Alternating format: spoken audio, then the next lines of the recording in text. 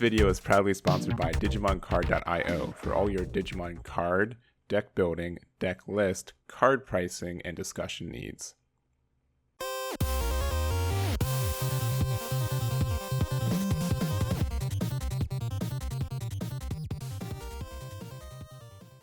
This is Table 2. We do have a sister stream on the official Bandai account, so they will be doing all of the odd numbers and we'll be doing the even number tables. So normally we'll probably be sticking closer to Table 2 at the start of this, but kind of see. And then going into this match already, it looks like Josh played a Betamon, and then from there digivolving into our favorite Octomon from yesterday. Oh yeah, secret hybrid tech. Mm-hmm. And it does look like we have some blue on blue violence here, so let's see how this pans out. Going into the classic collection, Gabubond there. And, you know, yesterday we had a lot of people saying, you know, where are the Gabubonds? We want to see the matches. Here you are. I hope you're tuned in today. We are definitely going to see them. we have found them. They were present yesterday, but now I think especially in this day 2 event, we are definitely going to see them in greater breadth. And it's kind of a self-fulfilling prophecy, right? Mm-hmm. The more that people talk about, hey, this is going to be in big numbers, the more people are like, oh, this is the best deck. The more and more it just kind of lends itself to people actually sticking to and playing these big decks. So and we see the Digivolsion into the actual hybrid there. So we have the Kendo swinging in with the Octo. Let's see what hits. It's likely to survive. Yeah. Yeah, we do see the Gabumon, so totally fine. And you're going to have a hard time getting rid of it next turn, too, with that Kendo. So, ooh, and a Mat Tamer comes down. If you don't know what the Mat Tamer is, I am super jealous because I've seen it played against me way too many times. But in case you have not, it is pretty much the bread and butter for the archetype. It lets you pretty much cheat into your big 7-drop and kind of go from there. But swinging in with the Kendo, able to look at the 3 for a Gabumon in its name, not just a Gabumon. So you can add any one of these 3, either a Bond or the regular Gabumon, to your hand after the swing. So we'll see what they choose. And we are trying to figure out if we can use the bracket or like this is going to be Swiss for 6 more rounds. Yesterday we weren't able to give that out, but I did ask specifically because it's a little bit more complicated today with kind of how everything did. But if there is, I will add it to the chat. So do not worry. I'll let you guys know as soon as we can give it to you guys. And both players just choosing really good option cards to play, respectively Hammer Spark from Security and Ice Wall from Brent. I feel like Ice Wall is more painful here than helpful, though, right? Like, you weren't going to pop off with an AguBond here, and I feel like you're totally fine just attacking with your Octo and just losing the 2, right? Like, I think that's not a big deal. Especially since you can clear out the Kendo. Like, I actually think the Ice Wall was poorly timed here. Unless you had, like, another Ice Wall in turn and you really just wanted to pass the 1. But yeah, without a Davis Tamer to set you to 3 to really, capitalize on that 1 over, you're not really doing a lot. Yeah, and it's like fine. This turn was kind of just setting up your Gabumon for your upcoming Bond. Yeah. So. All right, well, there's a mat on the other side. So, like here, an Ice Wall from Josh would be pretty well serviced.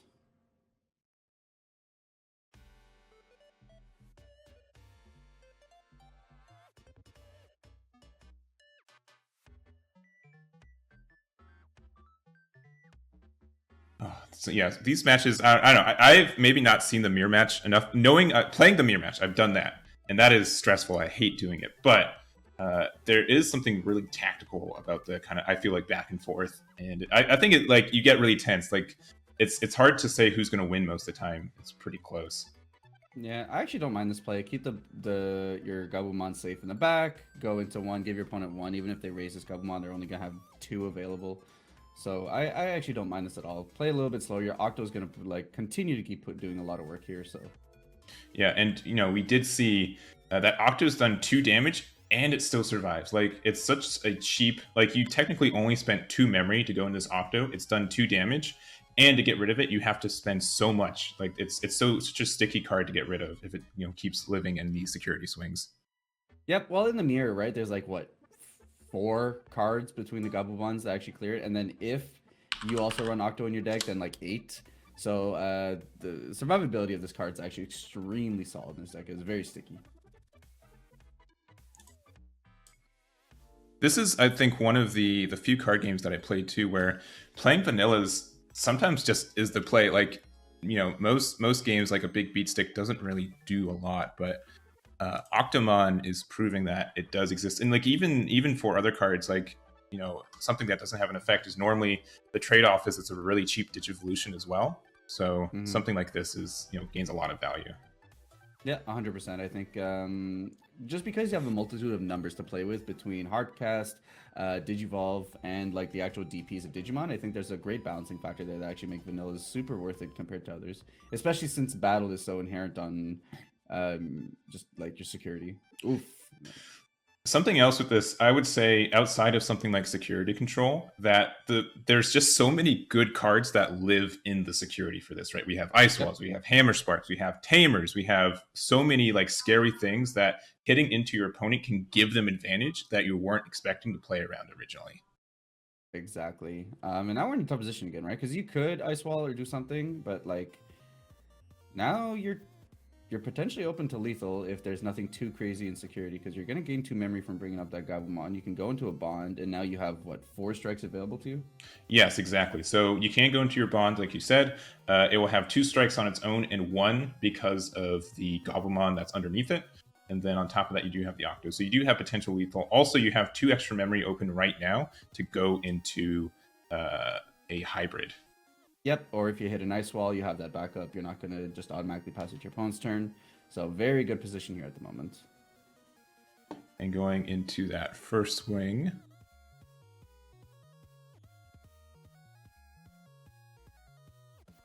Well, there's a mat. We're going to get rid of that Kendo. Second swing, Davis. And now I don't think there's anything here. That's 1 less Ice Wall, so we're not hitting that. So outside of a Kaitis Breath, and that doesn't even take away the potential for a hybrid. Yeah, that's just game. And we're going to go to game 2. Josh taking down game 1 in the first round of day 2. Yeah, it's so crazy because like you will go from like 5 security to 0. And it really is the case too. Like you can try, like you always will have like a potential for lethal open to you, but you have to be, respect your opponent's security so much. Like a Hammer Spark, an Ice Wall, something in there could have just prevented you from going off. And it is super scary because you have to take your own security off to do it, right? Because with the 2 Tamers that were out and kind of the memory you had, it wouldn't be too much to ask for Brent on the crackback to do that extra damage needed to win that next game. Yep, it's very all or nothing in the sense that like you are putting yourself very susceptible to, like you're saying, the crackback on the way back, and it's both players have the option of being very explosive. So you got 2 things in this matchup. One, it's understanding what your opponent's security is able to do to you and doing things like, okay, well now I have 2 extra memory that can counteract just about anything that might be in security that might actually foil my game plan. And then secondarily, because this deck outside of running Analog Boy, you can kind of play off momentum, because like the deck turn takes every other turn off, generally speaking, in terms of being able to go into their big plays. So it's so balancing those 2 things are definitely what defines the mirror for sure. And so we saw some plays like some Gabubonds, choosing to go second versus first. I think we are both in the agreement as casters, not as players, that going first is probably the play. So it's going to be interesting to see what Brent chooses. Yeah, I've been seeing go seconds, and I understand like the idea is to get the additional draw, as well as like you could potentially have an easier time of choking out your opponent. But I feel like in this kind of matchup, tempo matters more than everything else, and just going second, you're just behind it on a turn, and I just think that's tough because it also means that you have a bit of a harder time getting those 1-2 pokes that the deck needs to be able to then OTK. So deciding to go second and just playing the Gabumon and Matt.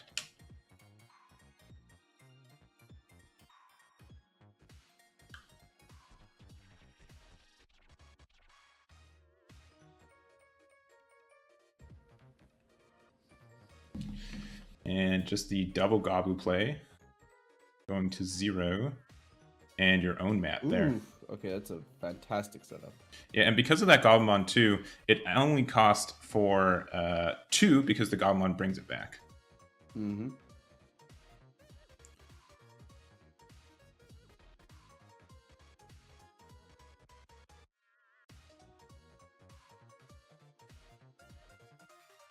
So you could bond here.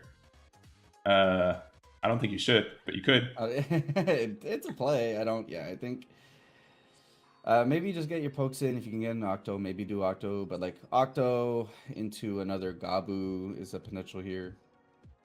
Or going that works into too. to Lobo. Obviously Kendo would be a little bit better to bounce it back to hand.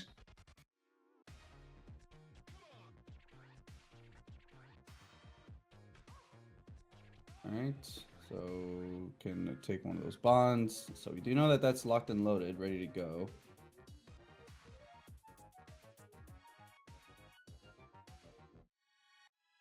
Oof, okay, well, there goes the Lobo. Yep. It's not an Octomon. Even Octomon wouldn't be able to... That is one less bond, however. Yeah. So no guarantees. All we know is that Josh currently has a bond available to him as a play. Brent could be still digging for one. But right now Brent is representing 4 damage. So you do want to save that for when you can kind of go for game.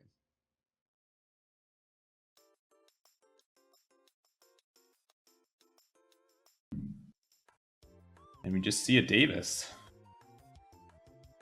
Looking and picking either a Gabumon or a Grizzlymon. Alright, taking the Grizzly. So here, saying, I've got the Gabu, I'm not going to worry about that. But potentially the defense could help. I mean, the defense would have helped, I think, this turn specifically, just because you would have been able to prevent a poke, and then you'd still be in a range where Gabubond wouldn't be able to get there. Mm-hmm. But both these Gabus, if able to get in, will put you down to 3, and now you're kind of in lethal range of Bond plus something else, plus a Lobo, for example. Yeah, and going into that Lobomon, I don't know if I would try to. Well, I think I would think about going into Bond this turn. Because, oh, never mind, don't do it. You sure about that, buddy? Yeah, hey, all right. If Bond happened first, 1,000%. But you can poke in 3 damage. Your opponent has no play next turn besides maybe hybrids. I think it would have been an okay suggestion to do so. But But then you yourself would have been at 2, and you're behind the Bond clock by 1 for your opponent. You're in range for theirs. Right, yeah. So I don't know. Yeah, don't do it now, please. I've learned the errors of my way. And a Kaida's breath. All right. Well, once again, I don't even know if this is that bad. I don't even know if this is that great. Like, I don't. Oh, now he's got the Lobo ready to go. If yeah, I don't know. And so what? You just hardcast another Gabu to send 3 because they've got Davis anyways. Yeah. A Betamon, even better. This is a tough position, right? Because he can just go into a Bond next turn if has enough memory and just close out from there. He's gonna have the 4 swings available. Yeah, and if he had like the Gabumon, that Gabumon's probably like the best play, but yeah, hard to say. Okay, so we do have the Gabu, we do have the Bond, so that's gonna be available next turn. Now it's just how are we gonna utilize our 3 here? Preferably play a Gabu and an Ice Wall.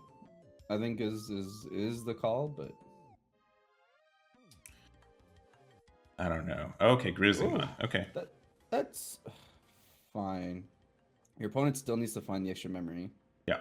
Which, I mean, you are in blue. It's not impossible, but.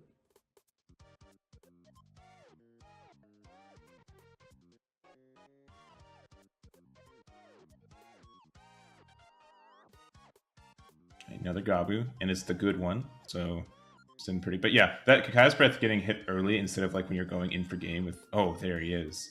There it is. Is he gonna go for the Bond?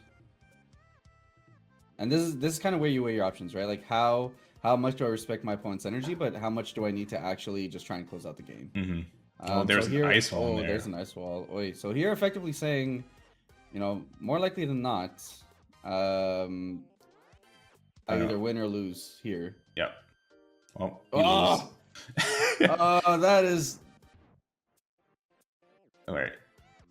Oh, Betamon, that's right. Oh, Betamon's out that on is. board. Oh, because it's not a lose, it's a gain. Yeah. Whew. Oh, okay. Dang. That is oof. I always like Betamon, like Gazimon, I'm usually fine, but whenever I see Hammer Spark in security, I always have like PTSD. Like, of course, and I always forget that those Gazi do that. So there we go. Yeah. Game 2 already done as well. We are 15 minutes into this round. My goodness. No, they are quick games, right? Generally speaking, just because it's you just got both that have the strongest weapon in the game. You're just kind of staring at each other who's going to pop off. And now very well sequenced here on Brent, edging out against the Hammer Spark. Yeah, so even Ice Wall wouldn't have done anything. So the only punish was another Gabubond in there, another Kakai's Breath, Well, which does Ice Wall makes you lose or makes you gain, right? it's the same security effect. It gains too.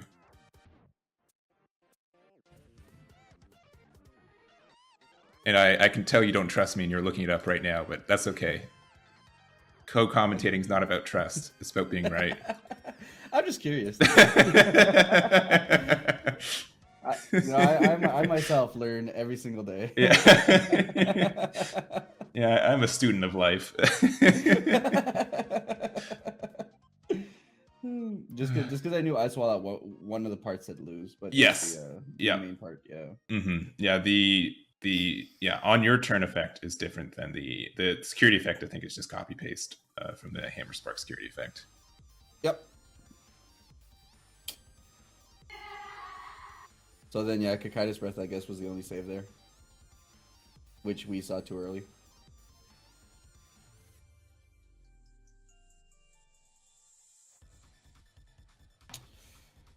All right, so 1-1 across the board, so anyone's game here. And of course, we are still in Swiss, right? So depending on these players' records, it does get tighter and tighter. I don't think anyone can really afford a loss in day 2 for the most part, but it's not impossible. There is still a likelihood to be able to get there. I've played a lot of card game tournaments, but I strictly do not know. Like, even if I was here, I would just play it out because I have literally no idea kind of how this works, because we do have the same standings as you do yesterday, but from most of my experience is just you play to undefeated. So if you know if you're X2, you're fine. But for this, the numbers are everywhere. You can still like lose 3 games over this weekend and still be fine, because there's hardly unless you're really, really good, you're not going to have 1 or 2 undefeateds. You're going to have a lot of X1s, X2s, X3s, and I want to be curious on how that kind of breaks down at the top. Yep, I mean, in day 2, we start with, I think, maximum 2 undefeated. So the likelihood that any player is going to be undefeated across the entire tournament day 1 and day 2 is very unlikely. It is very typical for even the top placing players to be X2 after the second day of Swiss. So we'll just have to see how players are able to play out. Going into X2, you still have a shot, most certainly, in day 2, but you need to play out at this point. Yeah. And I believe that even if you don't get top 8, there is different pricing for top 16 and maybe even top 32. I'd have to double check that, but I mean, if you've already booked the entire day off, why not just keep playing, right?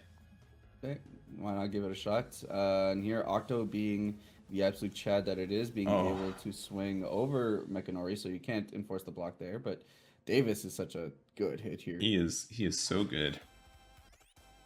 I can't believe we're in set 6 and Davis is still the best tamer in the game. I just can't believe it. Well, draw 1, set your memory to 3 is always pretty good. But yeah, Mechanori is an interesting tech. I do like how flexible of a card it is in general. You're not losing a lot by just hard casting it for 4, and like it can just give you a couple extra turns that you really, really need. It auto wins some matchups, which is just kind of hilarious. Yes.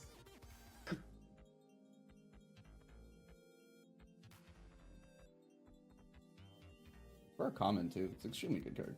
Okay, Octo going to Octo probably. Yeah.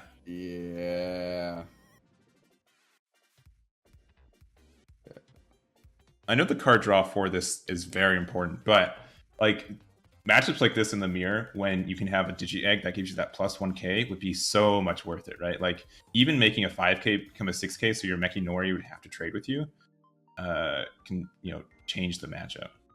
Oh yeah, 100 makes it better. Ooh, okay. Last card, the Kendo. Good snipe up here from the Strabi.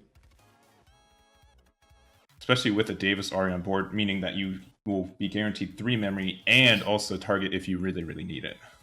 Yep.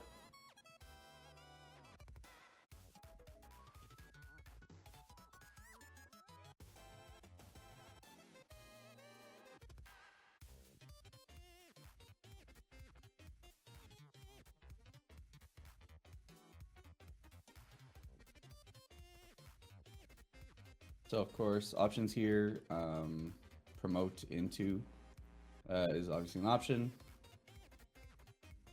And you, but the no, the Mechanori would be bounced, so you can get your opponent down to 0, assuming nothing too dangerous happens. But of course, that's not where you want to be. You'll be susceptible to the crackback after that. So yeah, I mean, you can Hammer Spark and go into the bond with the Gabumon that's already on board. That would do. It looks like Davis. I'm fine with this play too. I think this is okay. Yeah, this is. I mean, yeah, if you didn't have an option to get another card on board, because you're still not representing lethal. But I mean, if we're looking to play kind of a bit of a longer game, which it looks like we're at a position is at the moment, this isn't terrible. All right, and getting another Gabumon in hand, which indicates you've got another bond in hand too. Yeah, I would assume so.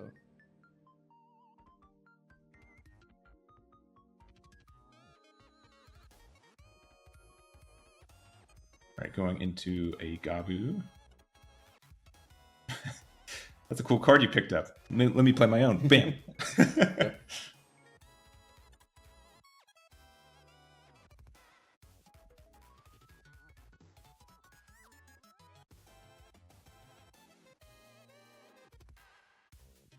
I think we start here by swinging with Strappy.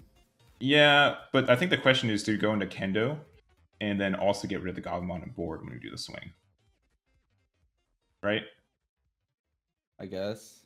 And the other thing too is that Josh doesn't have a mat tamer out either, which you kind of need to try to push for games sometimes. So we'll see. Yeah, I think you need the poke. I think you. Oh no, yeah. No, looks like we're just gonna Kendo.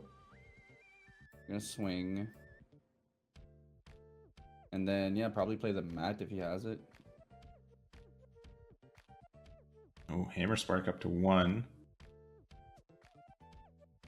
But why? Ice Wall. Okay, just in case he ends up hitting a Sparking or an Ice Wall. Yeah. Okay, that makes sense. Yeah. Yeah. Fair enough. Fair play. Game on.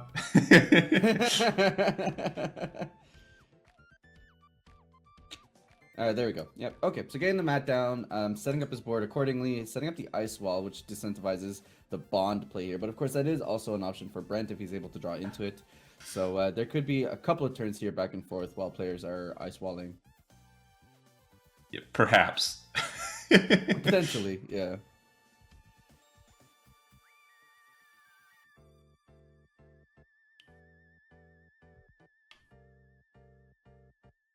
All right, we're in the tank.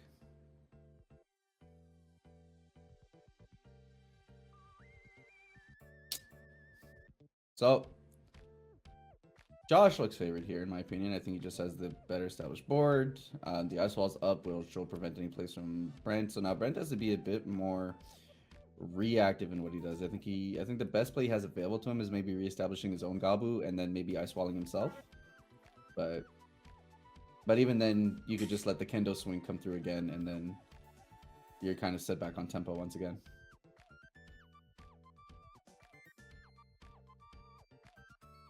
Yeah, that Kendo being just sitting there, being able to survive another turn is going to be really, really gross, because you can't really set up without basically just being punished for it. Yeah, and just the fact that, so drawing one with Gabu, yeah, you really just don't want to raise it at all, so you're kind of just stuck.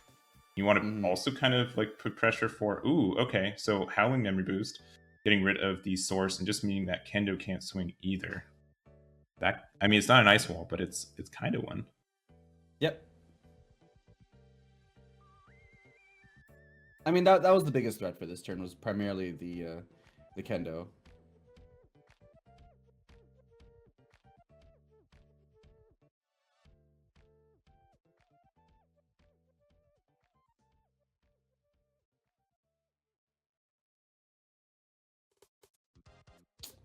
True Champ with the raid. Much appreciated, homie. Thank you, and well done on your participation throughout the entire tournament. Hope to catch more of you in the second season of Organized Play, homie. Yeah, thank you for the raid.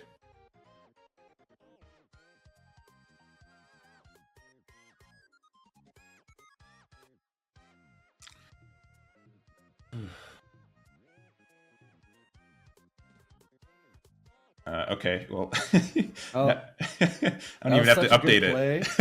That was such a good play. You know what? Here you go. Yeah, here's another one. And then going into another mat, and then just really strongly setting up the next turn here. Yep, so you'll have guaranteed 5 memory. If there's not a Betamon out, you'll have 7 memory. And once again, with all these hybrids that can just come out from these, it's very scary. Yeah, Josh is representing a very scary next turn. Mm-hmm. And Brent can't even swing with this Gabu, which means the only threat he has right now is Bond from the breed. Yep, and that Gabu can't swing either. Yeah, so... Can you get around... I don't think you have enough memory to get around Ice Wall. Because even with 7 memory, that's only 4 swings. Correct. With what's on board, at least. But you don't need that many swings, right? You could just Kendo to set back that Gabu that's already on board, and you're still not being represented by lethal from Josh here. So like, it all depends on what Josh does, but... So gaining the 2. Oh, he's only got 1. Yeah, he's only got 1 mana. He's gaining 1. He's actually at 4, not 5. He's actually at 4, yeah. There you go. Okay. Which makes a big difference. Yes. Now you're at memory 6. Once again, max 3 swings. Unless you'd have to have exactly double hybrid off this. I think yeah. Well, even double hybrid, he's gonna need to gain the extra 1. He's 1 short. He could hammer spark, never like still, but yeah. And going down, like, hitting a hybrid and another Gabu. All right. At this point, just saying this is gonna have to be gained because between the memory boost, between going to 3. He can just go for 3 swings and have it. Mm-hmm. With just how much memory is going to be gained next turn, yeah, you kind of have to just go for it. It's getting the restand, popping the Mekinori, drawing from Upamon.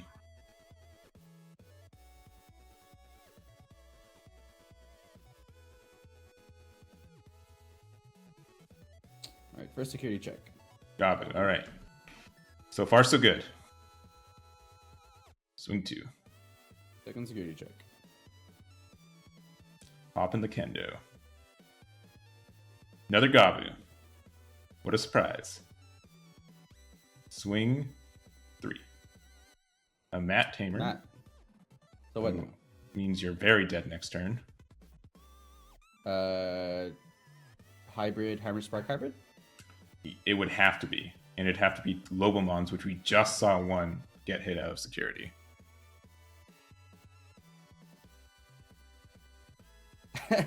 Brent's like, all right, what do I do here now? It's just like, I didn't expect to make it this far. Because now you're at 2, but even if you Ice Wall, he's going up to 6. Yes. So... And you can Howling, too. Yeah. 6 and then 8. And he only needs like 3 swings. So, but you can do double Ice Wall. That, like... That's a play, yeah. It is 1,000% possible.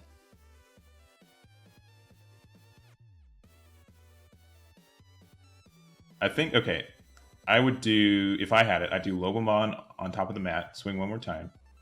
Then do probably 1 Ice Wall in case there's another Ice Wall or Hammer Spark in there. And then do another Ice Wall. Yeah, if I had those cards. cards in hand, I think I agree with that line. Okay, it looks like, well, step 1. Yep, step 1. Yep. Draw into Ice Wall. Good. Okay, no, we're bold. If we hit a yeah. Okay, yeah, there it is. There's the first Ice Wall. Yep. Now Hammer Spark, GG. Ice Wall. Ooh. Oh, that is so unfortunate.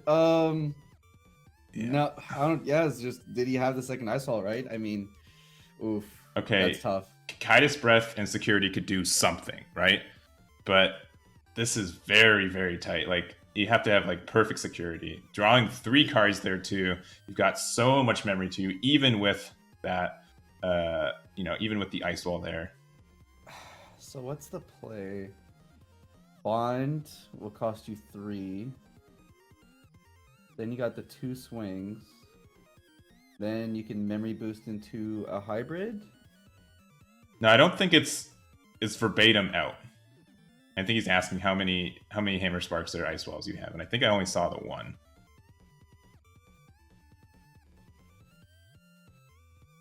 Trying to see here if we have enough memory. 8, 3. Puts to 5. And then swing would put us to... He needs a Hammer Spark. Yep.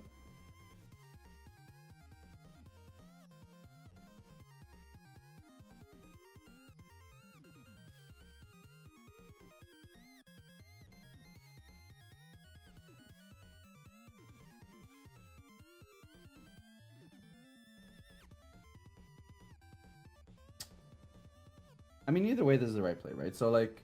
I think so. It's... Because even if you can't win here, if you can drop something like a Mechanori or some kind of blocker to prevent the hybrid win, then you can go for a hybrid yourself next turn and win. Yeah, so... and you also... This Gabubond doesn't die because you have 0 security left. It stays on the board.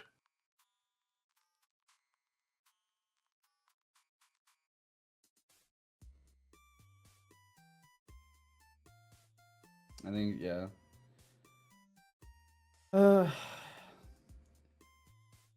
If you can't go for lethal here, there's even just an argument to swing Lobo, bounce the Gabu, and then get your security swings in and just go for it next turn.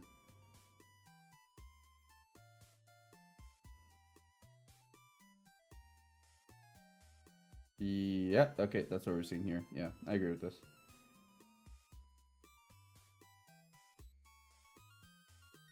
Take the Gabu. Okay, so that'll cost you 2. Down to 3. Now you just start swinging at memory. Put up a blocker. Well, you're gonna need to put up a blocker, guaranteed. Otherwise, you just lose to a hybrid. Yeah, I think, is there even a thing to say, do I even swing security? Because that can almost only give them advantage if I'm not trying to win this turn. I mean, I think you swing one more time, depending on what you got.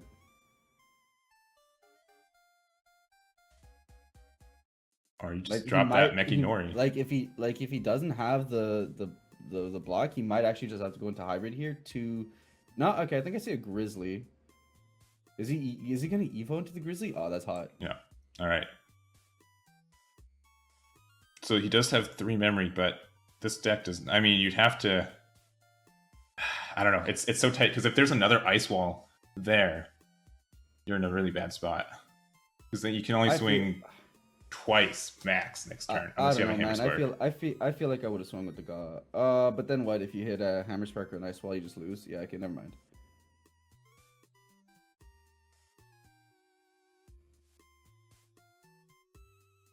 This is a really tight game 3.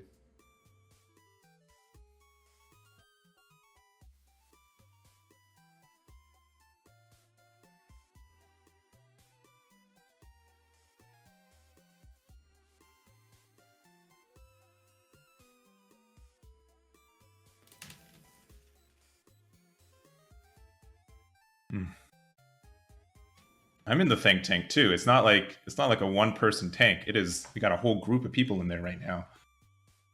Yeah, I mean, it's just right. Like this is pretty much decided on like how are your ice walls and how stacked is your security. Yeah. Because you're not going for the win here, so what are your options to survive? I don't know if we've actually seen any defensive cards from Brent in terms of Mechanoris or Grizzlies, so.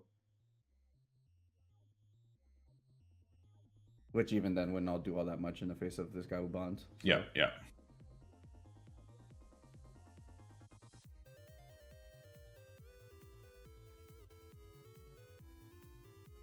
What do you guys think, chat? I think I'm very happy to be this side of the table. It is I do not want to be Brent right now. It is you are between a rock and a hard place. Yeah, yeah. I mean, you could like even if you drop a blocker, it doesn't do anything. But I think he plays You like could what you could Kitus Breath the Bond. well, a lot of these Bond players are playing Magnadramon, right? And so if you play Magnadramon, it could give enough security that you can't poke over it unless you have just enough of your hybrids and stuff. True. So But Magna gives you so much memory. yeah, that's okay. Well, Sure. I mean, even your own blocker wouldn't do anything because the Bond would just be able to get rid of it too. Yeah. Okay, we're sparking. Double ice wall. Let's see it. One Oh and my God, no two. way. Great. I mean, all right. I guess he had it last time, so why not have it this time, right? Okay. No. So just a singular ice wall. Okay, that is super scary though. I mean yeah, and that's why I think you should have gotten the poke in with the Bond last turn. Well, we'll see what that security is though in a second. If it was like another something like that, then sure. I mean, sure, but you were losing to that anyways, right? yeah. Like right. here, if Brent has another Bond, what do you do? Like you're no longer in lethal range, whereas last time he would have potentially had, put him down to 1, and then this turn you could have just swung and closed it out that way. Yeah, you specifically need to see a Hammer Spark and have nothing good in security. And we saw that he lost one. He bottom deck one from the last time he had his top 3 surge, so.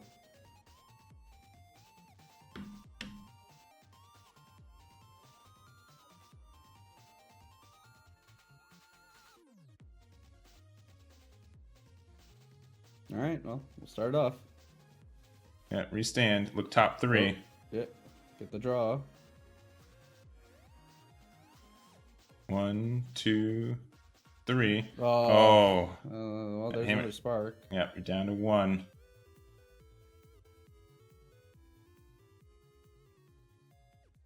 Betamon, all right.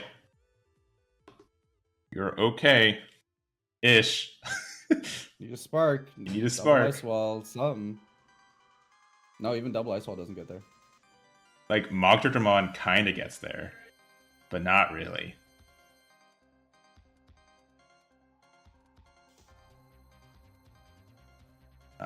Yeah. It's not. I mean, okay. Also, do we know for sure that Brent has one insecurity? I don't know. I wouldn't swing here. I would. There's no reason not to. I mean, if they're bonding already, though, right? I mean, we know he has the Lobo. So. All right. Well, that's game. That's good. Yeah. Actually, wait. Yeah. It sure is. Yeah, gets rid of the blocker, and even if you ice wall, you still got that one more damage. Yeah, I think the key play here was, not putting Brent at a range where your Bond would be able to win next turn if your opponent ice walled. I think not accounting for that is kind of what, I mean, which is fair, right? You respect security, but I think that was the key play for this game.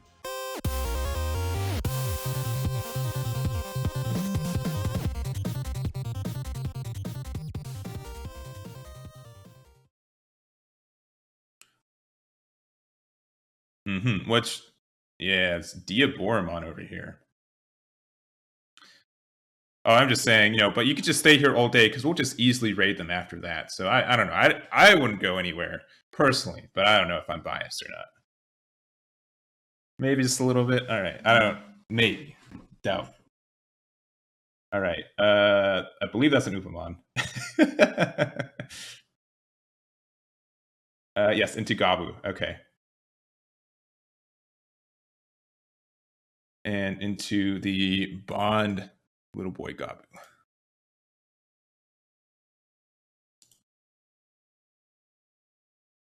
And playing the Map Tamer to pass 3 as well. So Chumon definitely is annoying, but there are ways for the deck to kind of get around it. Swinging with the Karamon to get the draw 1 as well. And hitting the Hammer Spark, a favorite.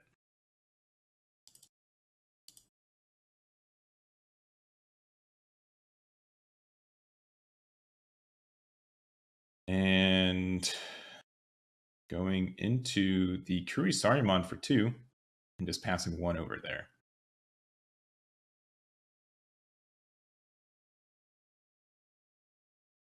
Oh, that is completely correct. He should not gain the memory because the Chumon is out. That is a miss.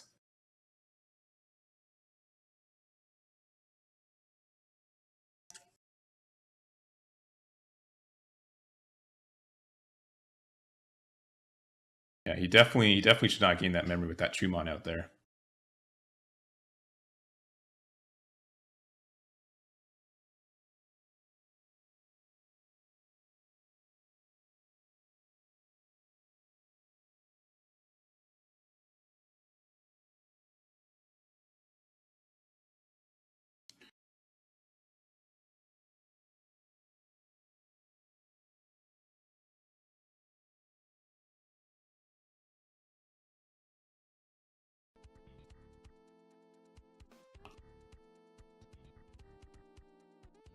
No, not at all. I was definitely not answering some messages. But just in general, the fact that Diaboromon was able to make it into day 2, I think is incredible. It's a deck that, while can pop off, we have seen on stream in the past couple of days lend itself to a little bit of clunk. So being able to fight through that and being able to get into day 2 is phenomenal. Yeah, it looks like they're closing the blinds a little bit to help us all out. I do appreciate that. We're looking a little bit better. There was quite a glare. I don't know. Not that this is acceptable. I totally missed my memory tamer. Like, once again, Hammer Spark verbatim, yes, for sure. But hitting off security is something completely different. I feel like I miss that all the time.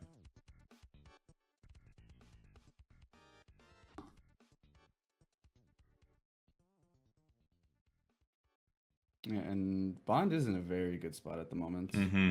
Representing another 2 additional pokes. Has the mat ready to go into the Bond if he's able to draw into it. I don't think Kakumon's going anywhere this turn either. So. And it's such a powerful card that, I mean, it's no Octomon. Don't get me wrong, but it does get a lot of pressure. It makes it very tricky for, like, you could potentially hit that Chumon. Oh my gosh, did you almost a full whiff on there? That is hard to see.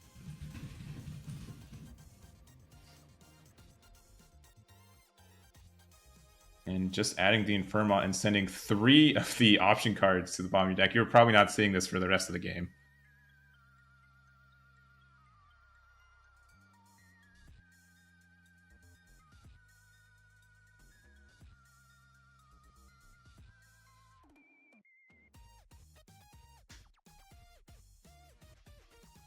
And playing the errata. Yeah, I think this might just be too slow, unfortunately. I think this matchup, so here's the thing. I haven't a ton of experience with the matchup, but from my first, breakdown of it, I think Diaboromon just might be a deck that just in all cases outside of Gabumon bricking has a really tough time in this matchup. It's just way too slow. Yeah, the only thing I can think of it is if you're able to turbo into your Diaboromon that gives them blockers, because there are very few ways to interact with that. Just being able to, since they're level 6s, technically tokens, they prevent the pop and from the regular bond, and it just makes it very unfortunate. But yeah, we already are down to 3 security at the top there. 2 erratas out, which are nice to go up to a couple, but it is rough. Yeah, and it's just because this Gabubond doesn't give you a lot to work with. Like, any point you can just Ice Wall, give you 1, and then it's like, okay, now try and figure something to do, read. So it's a very tough position, especially given that you need to, at any point in time, if you don't have enough tokens, they can just set you back with bouncing your level 6. So yeah, it looks like you might be saying, hey, why is one of your Ice Walls upside down? So maybe asking the judge on that, but there we go. 2 Ice Walls to the bottom of deck does seem nice, though. I would be very happy to see that.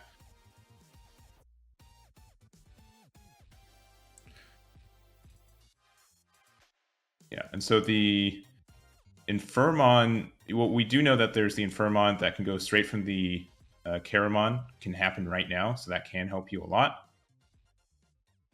Yep. Let's see how that goes. All right, and look like they're passing. The Erados will proc and going up to 5. So there are lines here, but it's a very tough position to be in. You already have a board with 3 Digimon just coasting there. You have a Tamer. You have the Bond play available. So yeah, and the thing is that there is Digivolves, but we just saw that 3 went to the bottom of deck for Nolan. So you got to be kind of careful on that. You know that those unless you run 4, it's probably not. Even if you do, it's probably not in your security.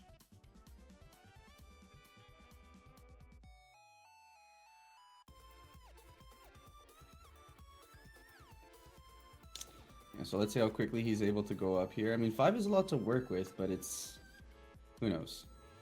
There are also black options that can help clear out this board a little bit, but... yeah, a little, but not... At this point, you're more fearful for the Bond play than anything else. Okay, that's for 3. Right. Now, if you play the Diaboromon that plays a token, you will get 3 memory all the way back and keep it your turn. True.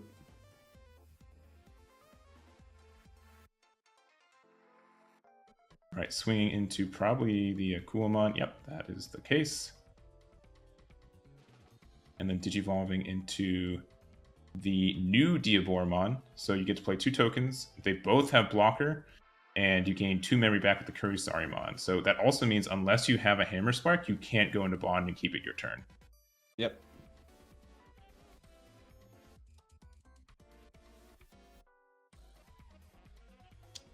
Yeah, so this is the kind of tempo play that Diaboromon needs to do, but it's not only just about doing this, it's also about, being able to close out front once you get into this position. So we'll see basically what the follow-up plays are going to look like here.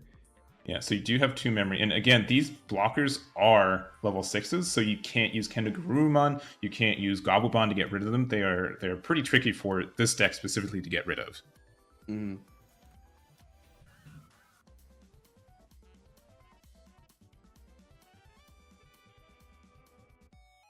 It pays off to be a level 6. Yeah. And I don't know the full inheritable stack, but they actually might be 5Ks too, which is... But here's the thing. Like, yes, this prevents you from dying, but like if you have the Hammer Spark Bond play, you could just keep swinging into the Diaboromon. No, but you've got our best friend Octomon. Whoa.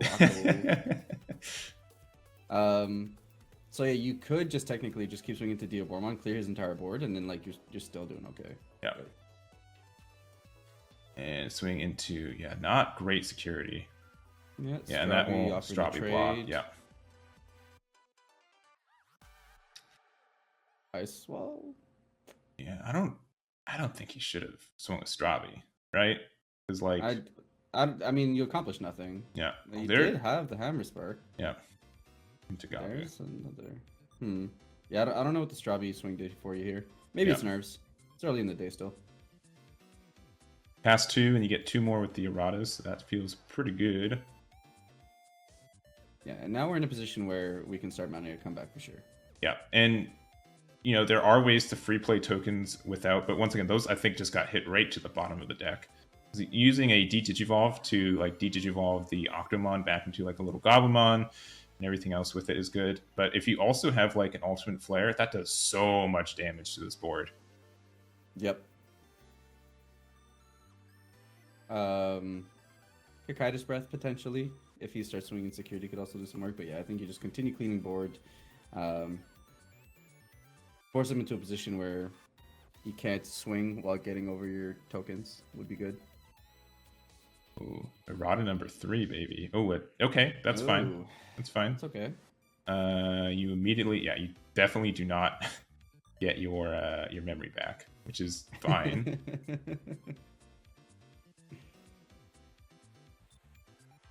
And a Meki Nori. So, I mean, once again, those 2 other blockers can prevent a lot of damage from potential swing, but it's asking, hey, do you have Bond? Do you want to go for it? Like, puts the onus on his opponent. Yep.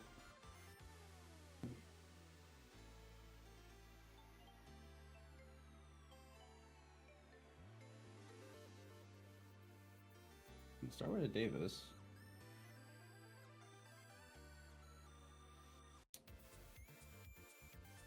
And now we're getting to a point where the game is getting away from Yeah. Getting away from Jordan here. And that's just the thing too. Like, he's got 4 swings next turn on board as it is, and a 5th swing if you're able to go into, you know, like an Infirmon on top of your Mechinori, right?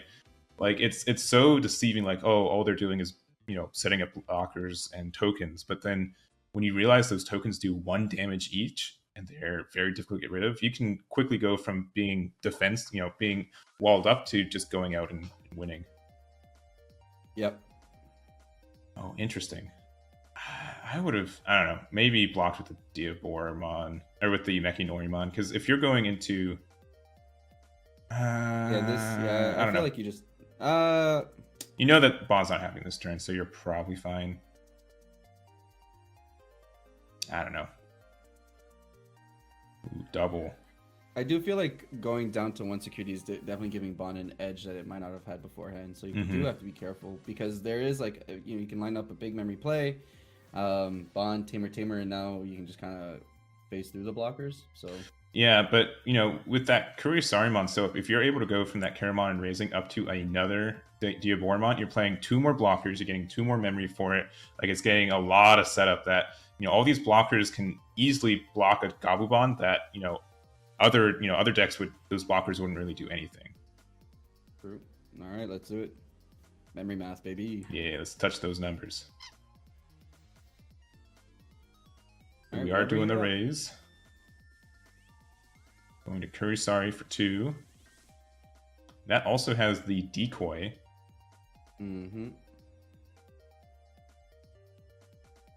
Confirm. I mean, I know he's got a pair in hand. Alright, so we'll start with the swing. Makes sense. Get the draw. Make sure there's not any better options to go into. Infirmon. Draw 1.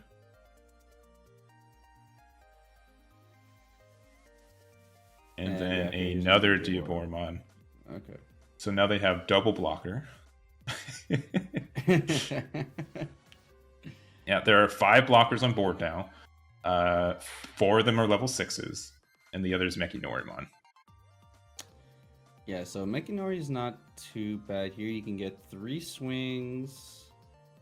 Or no, this is still a bit too much of an ask. Yeah, and I think the time has come where it went from you had potential to win to now there's just so much blocking and so much pressure that it's hard to get around. There are lines between a couple of Hammer Sparks and a couple of hybrids, but it's a tough ask at the moment for sure. I mean, you can definitely double bond. Like, I double bond dare you to go in. Well, there's 1 bond, so we know he's 1 short. Yeah.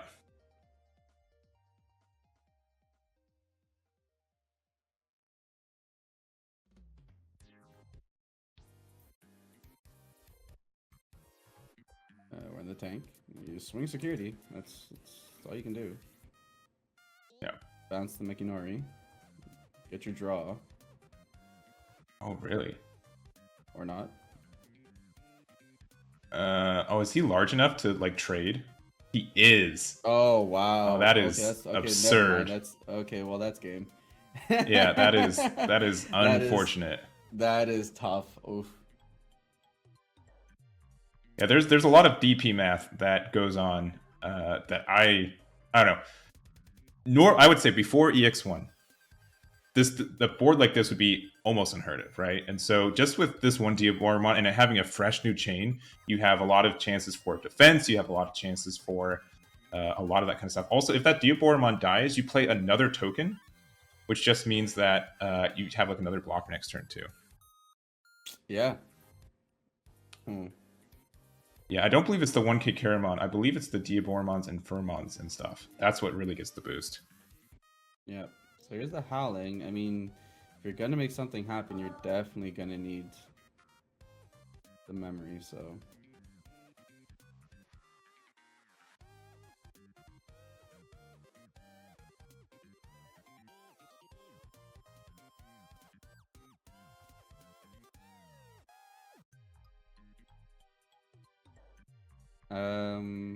Yeah, doing lethal on board. You just swing, and see what happens. Yeah, there could be. You have 5 memory to do so. You can't swing with one of the tokens. Though I don't know. If I was in the spot, like I'd just be like, you know what? I'd be surprised if they could do anything. I've got 4 blockers up. Let's just pop the dude. You just play the Ikaku. Like that's the smart play. Like I'm just, potentiality here, but you definitely just play the Ikaku and just coast. There's not much that Gabubond is in a position to do here at the moment. Yeah, especially since we're just gonna go probably right into another Diaboromon here, get some more tokens. Yeah, you get 2 more tokens for doing so.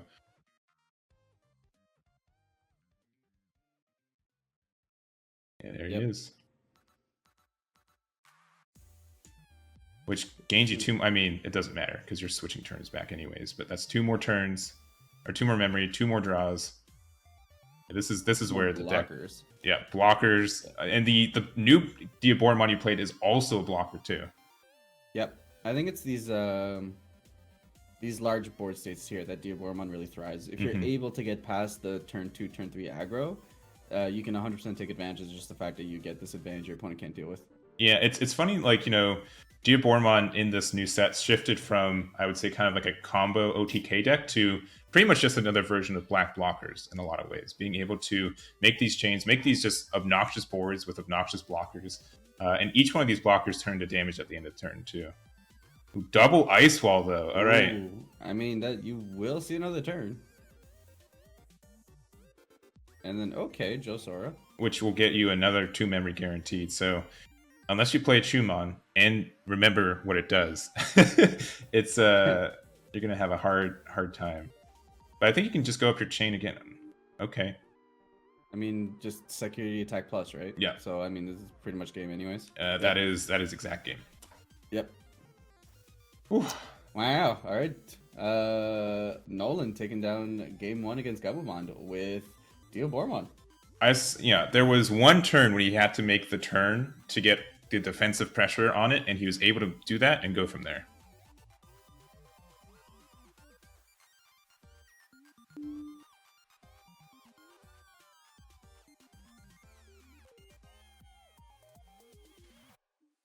All right. Well. And also, we are not judges, and there is a judge watching, and if the judge saying and watching the table says it was 14K, then that is it. Jordan here, straightening out his deck. Do be careful about that, guys. It can be conceived as marking your deck if your cards are not all aligned on the same direction. I know some people just kind of shuffle haphazardly and sometimes they get mixed up, but it is at this high level of play something of concern, so do be aware of that.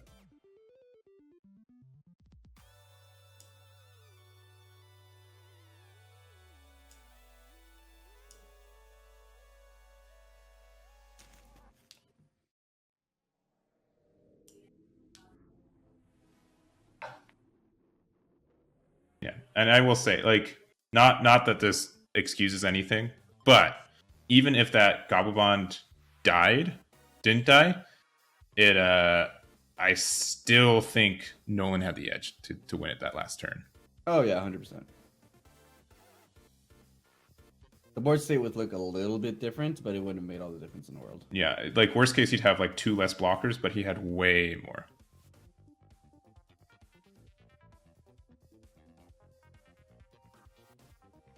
And I could not see the entire stack.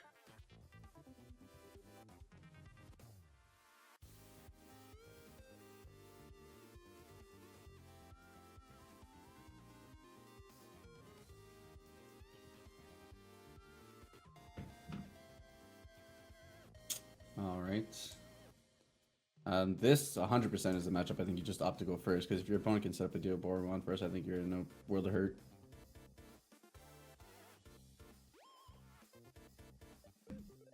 Yeah, who do you yeah.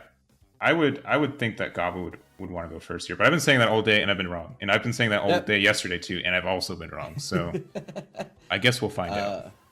But like we just kind of saw, right, that if you can set up the Diaboromon blocker before Gabubond's able to take you out, there's very little that the deck can do outside of maybe at that point being wide enough that it doesn't matter. But yeah, it does seem that Gabubond will be going first here, so we'll be going into draw Gabu first, and then preferably go into a mat to try and threaten the play as much as possible.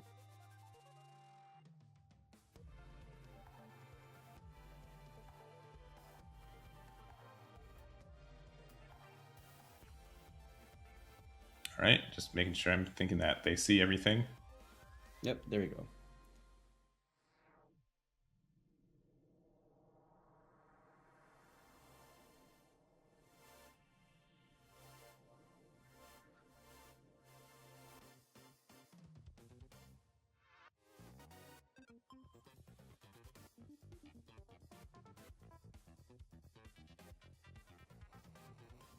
No rookie? No, just too many choices of rookies.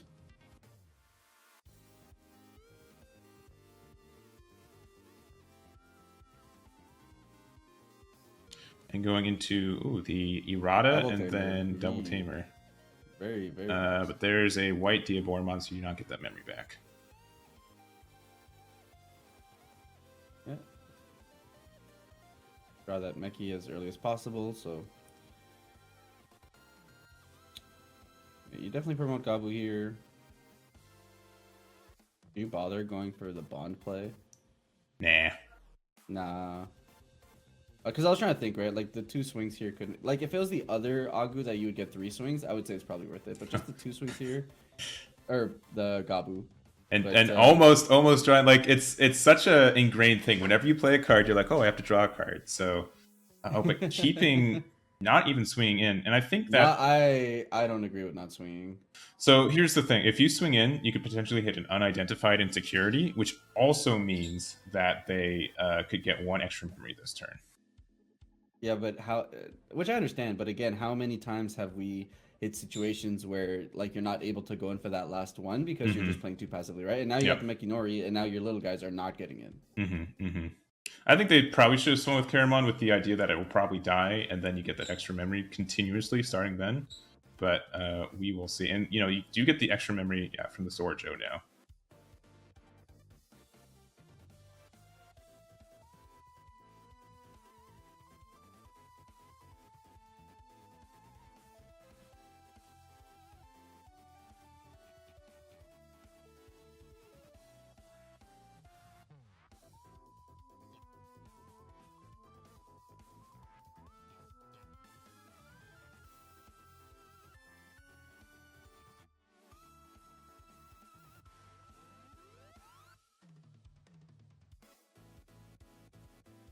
Deep in the think tank. I mean, I would be probably the same thing, right? Like, if you went like moderately aggressive last turn, it just wasn't enough. Do you need to get greedy right now? You can do bond right now, clear the board. Now just go in for the AguBond there, which I believe is just this. Is it a 6K? Yeah, so you can swing to Caramon, you can trade. That's fine. Yeah, I think you offer the trade. That's okay. Yeah. Thing is that I believe the baby has unidentified in it, so you will get the plus memory because that's in your trash now. Yeah.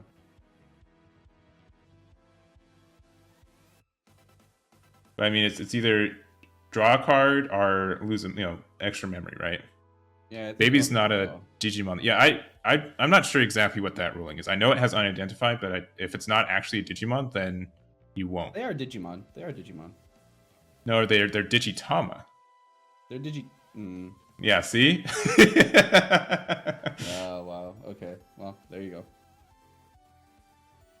All right, so you do not get it off the... What does it say? It just says... A Digimon card with unidentified in it. Okay, fair enough.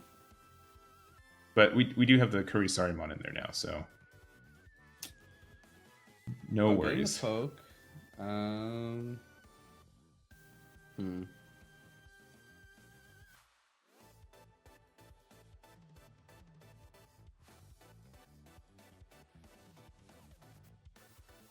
Now, we can't hear the table, but they're probably explaining just because Curry's sorry.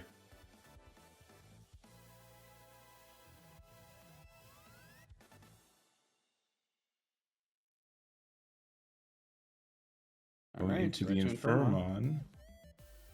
Into Diaboro, and then we're coasting? Yep. Looks like the play. Now I don't know what a bond does. Yeah, the fact that, there are now 2 level 6 blockers on board is very obnoxious.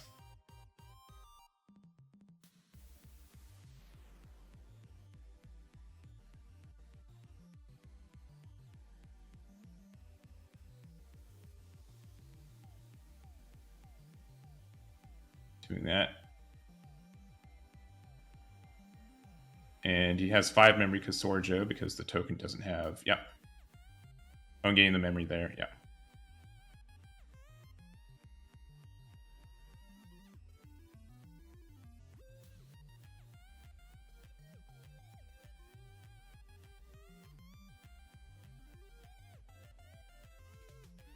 This is such a tough spot because you're like another tamer, my goodness. Ice Wall, Kendo, and Gabu. I guess double bond, right? Like I think. Yeah. Maybe, but that's. I mean, security is fine-ish in this matchup. There are a lot of ways to get DGG evolves in the deck, though, so you do have to be careful with that. But other than that. And there's ways to play more Diaboromon tokens too. So like an additional extra blocker could, spell Doom. But we'll have to see how this pans out. Yeah, I'm not entirely sure. I really feel that's just kind of the world we're in at the moment.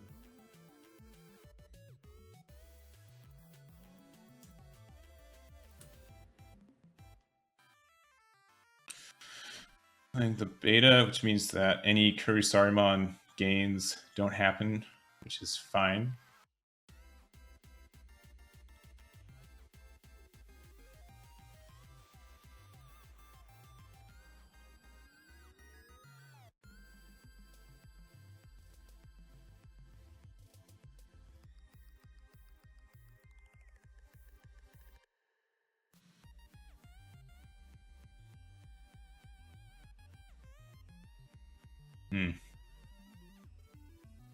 I guess they're keeping keeping it there to be safe for 2.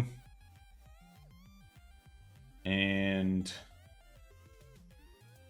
another errata. So passing 3, then 3, then 5.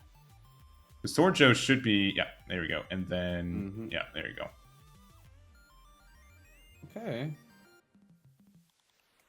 Yeah. I mean, you don't have any real pressure, right? You still kind of have some time to set up. But there is, there could be a very explosive turn next turn, especially since you gave them 5. And they could go, once again, double bond for 6. But neither one of these is like the good Gabubond to go for it.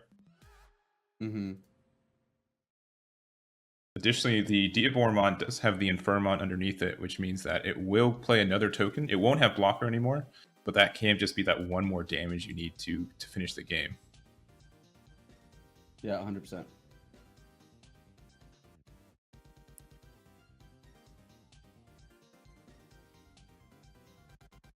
I'm going to, once again, chat favorite Octomon to draw a card. The hidden 11th hybrid. Yep.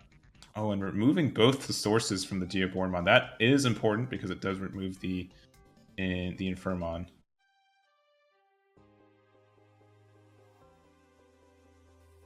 You can still block, but it just means that, you don't get that extra token when it pops. Yeah. All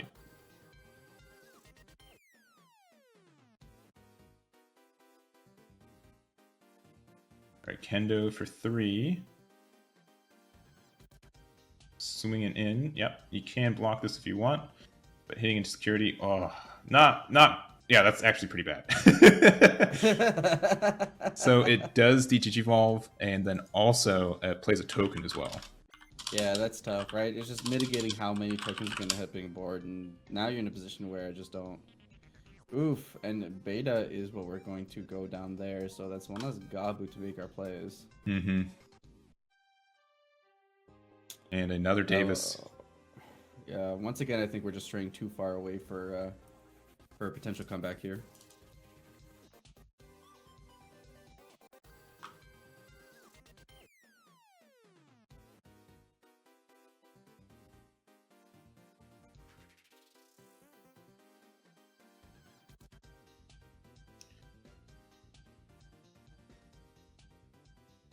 I'm going to do the raise.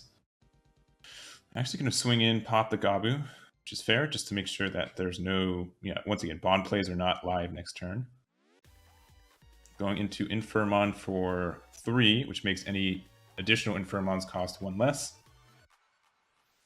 Or Diaboromons, rather. Yep, and a Diaboromon here would spell an additional 2 tokens. Yep. I don't know what you do here.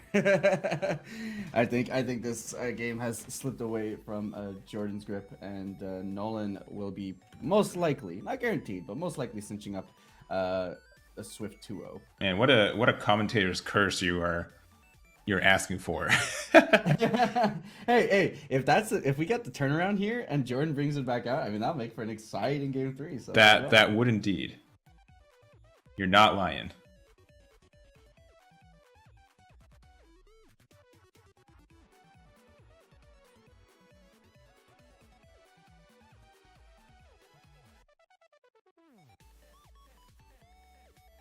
Yeah, and so this is round 2 of day 2, which means we have 4 more rounds of Swiss after this round, which we will then go into a top 8 cut and finish off to find our first, second, and third place champions of this weekend.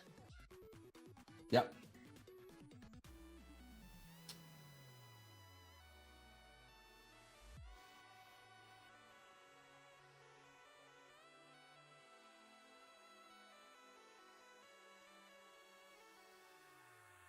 Ooh, a Kakaida's Breath even with Decoy, you can't get around it, but all those guys still have blocker, which is, I think, the point.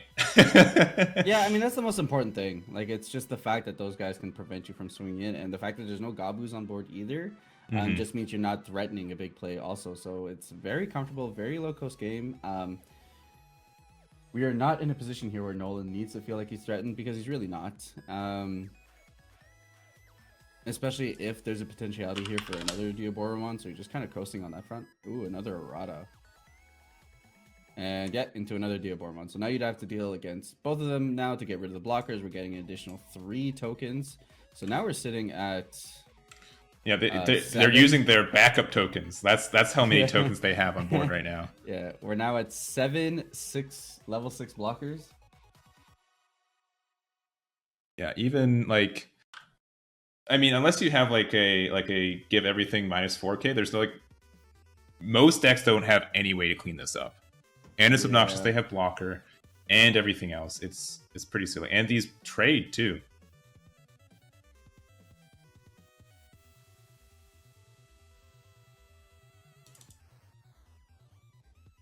I think Jordan's just committing to making as many plays as he can here. I don't know if the intent is to win anymore.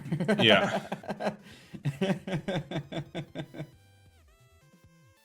I mean, I get bored if my rounds finish too early. So, at least, like, keep your hands warm, get ready, keep playing your cards. But I would be personally shocked if he was able to turn this around. But if a deck was to do it, it would be Gabubond. 3 turns ago, you're correct.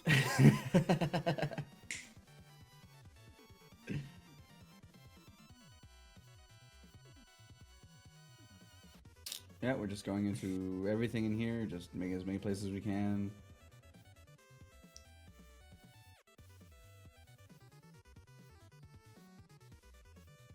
Yep, just going into all of them. Yeah, well, I get it. And with just the idea, like, man, those erratas, once you have, like, most tamers, you really only want one of out, but those erratas stack so nicely. In every way, right? Every single one is an additional body later in the game. It's an additional memory that scales for every single turn, so big difference. Ooh, oh, that's Shumon. All right, if they remember the procs on No Hammer Sparks Ice Wall. No, I presume that was the intent on the play. Yes. So. Okay, yeah, nothing. Chumon, yeah, all right. Yeah, that's it. No, yeah. They recall. Matt. Matt does hit. Another Matt. Matt does hit. Gabumon. And that's it. That is Nolan taking it down 2-0. That is the game.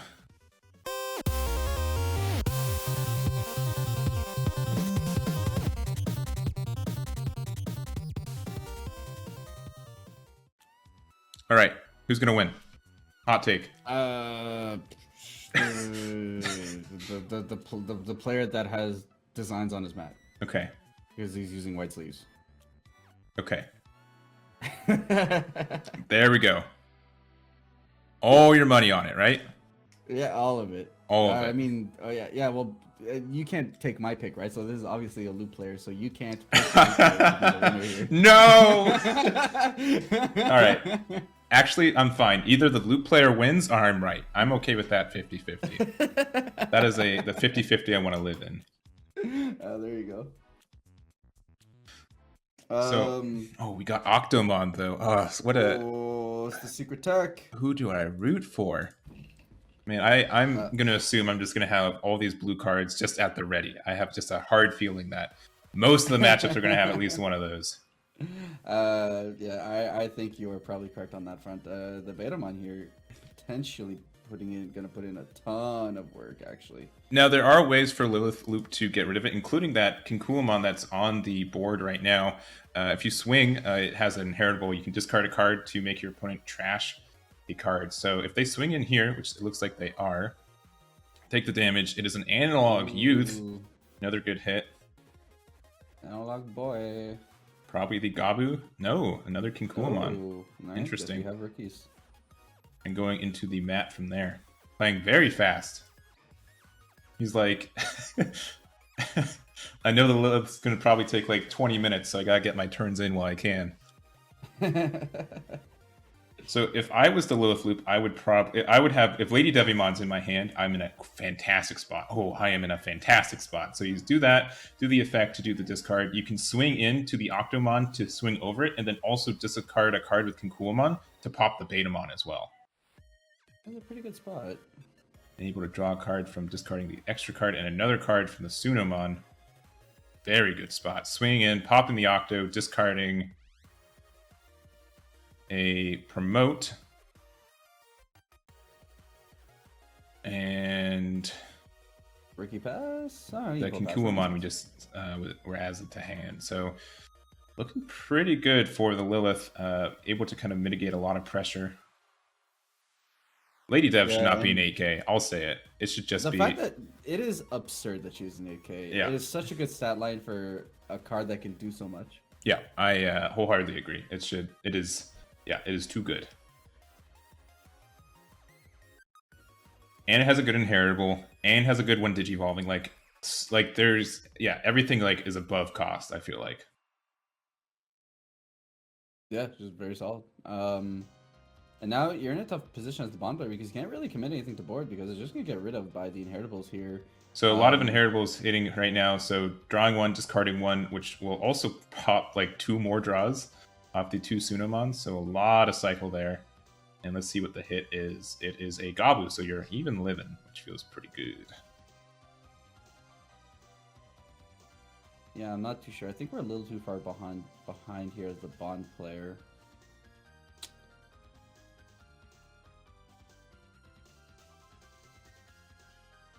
Because, like, you're not really threatened by, like, 90% of what's in security either. So, like, you could just play it really slow, just swinging with 8K. 8K is very comfortable. The only thing that's killing you here would be either Kakaitis Breath or a Bond. Or you can just start going into the loop. I mean, that works too. Yeah, you don't have the options in trash, amount of cards in trash to do anything. But, I mean, even just hard casting a Zwart here, making it live, playing 2 more bodies. You pass 4, but I think that's still pretty preferable. Yeah, I think that's pretty okay.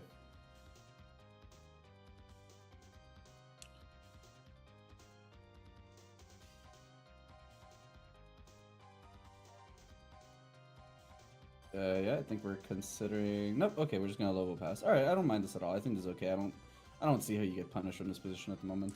Yeah, the deck has a lot of ways to get rid of level 5s and lowers, but level 6 tend to be pretty tricky.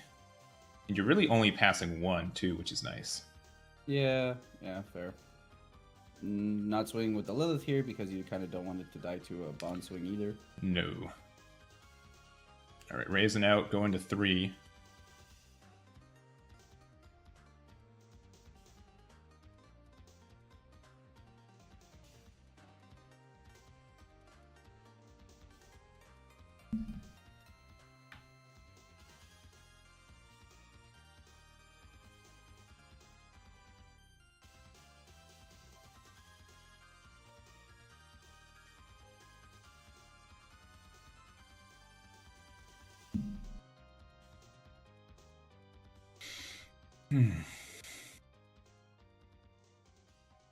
Yeah, so if you bond, you go down to 2, you can pop 2 cards and maybe do 3 damage.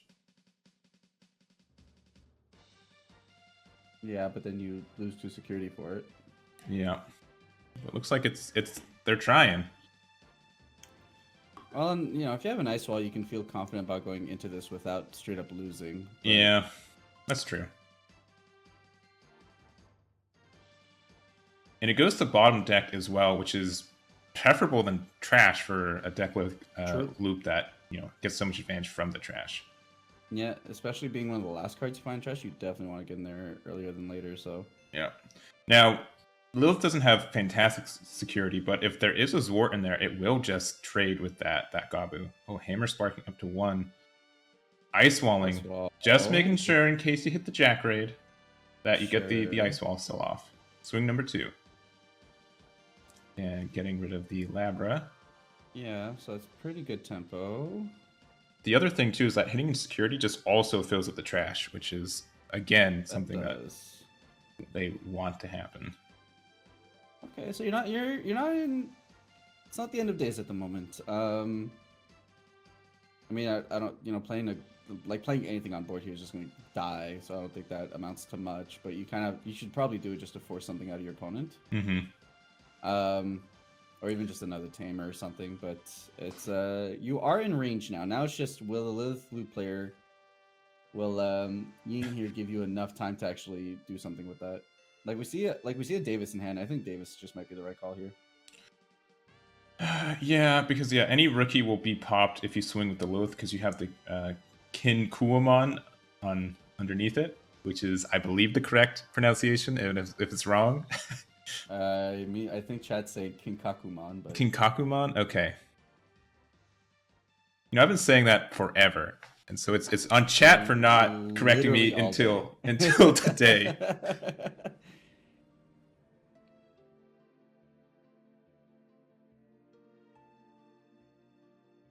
Yep. Yeah, I agree with this. I think this is fine. 1, 2. Oh, phew.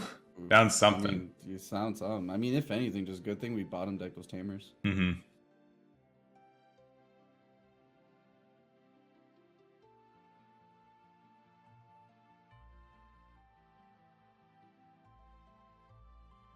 All right. Yep. The good card. Yeah, let's get it started. All right, George. Pilot this for us. Easy. So the entire Lilith loop works around the fact that Lilith allows you to get your options back from your trash, and then you can utilize this Zwart here to be able to swing, get your Lilith back, and go into another stack, because once Zwart comes down, you're able to play 2 8 costs, which effectively means that you can re-go up the chain and do it all over again, thus creating a loop, producing potentially up to an additional 50 memory if everything goes right, to be able to extend your plays with a mixture of Jack Raid to be able to go in. This is combined with some rush bodies that are able to effectively OTK your opponent if you can string together the right amount of cards in your trash. Yeah, and so we, I think he should be at 6. He may have gone 1 extra memory from the Ginkakumon a little early, but being able to play Labramon to get the Kinkakumon out of your hand so the promote can put it underneath it helps out a whole lot. So I'm going to swing in. You get the -2 from there. Additionally, you don't have...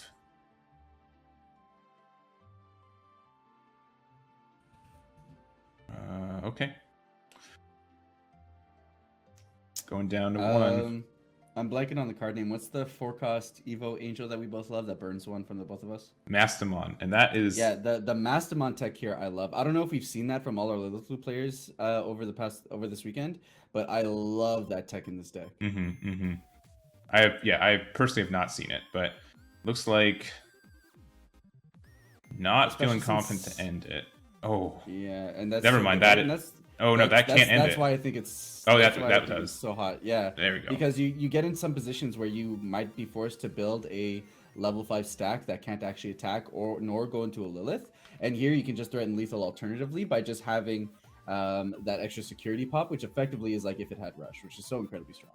Yeah, okay, so he went from 5 to 7 when playing the Labramon and the Gin, and then he also swung in and discarded and got another Oh, actually, okay, that's why. There was another Ginkakumon underneath the stack. Is that right? The big stack? I think so. Maybe. I'm not the judge. All I know is that game 1 is now game 2. But I love that tech. I think it's super good for this deck. Just because of the way that the loops plan out, you can 100% just get an additional burn or two with an additional couple of bodies on board. So it's very, very nice. Yeah, I think it takes place of like Titamon in the same loop and kind of helps from there. I think it's better than the Titamon. Ooh. As someone who has zero gameplay experience with the deck, I think it's better than Titamon. Well then. It's easy to say when you're seeing it in top 61. Well, I was about to say, I've yet to see a Titamon, that's all I'm saying.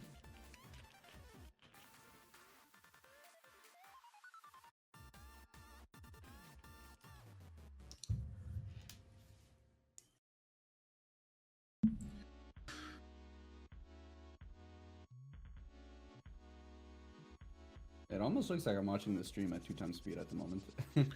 Yeah, shuffling, I mean, is a little bit faster. And I mean, I will say that that Lilithmon turn was not as I'd say, bulky as others. Mm-hmm.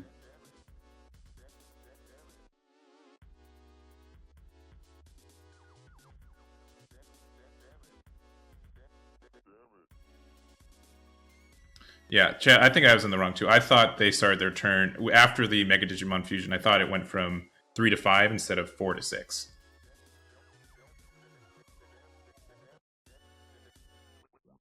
Right, because the Davis game. Because of Davis, yeah, that's why.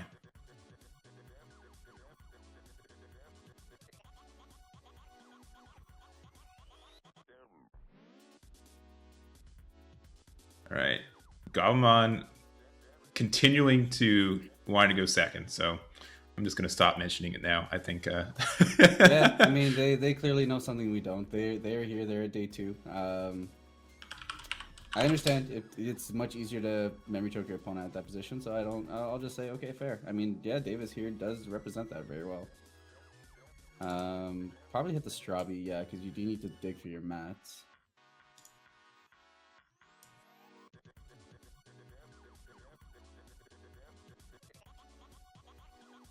Swing with Gazi. Oof, alright, there's one bond. Hard pass? Okay. Alright. I think that's a really good spot for the Gabumon player then. Yeah, and something with like a list like as so combo centric as Lilith Loop, you will brick. You will have these games. I would say maybe like 1 in 5, 1 in 6 is not too uncommon to see it. Yep, alright, so we do find the Lobo. Get your poke. I mean, you hope to not hit anything good for them, but I think you get your pokes in. Yeah. Okay, Finer draws instead. Lobo here, which is fine. You do need to dig for your bond stuff. That's okay. I mean, I think too, like, you're not too terribly threatened by anything that Lilith doesn't interact a lot with the board, especially with the level 4. Level 4s are kind of hard to get rid of, so. Right. And going into that, draw 1, discard 1, and then getting another mon from Sunomon.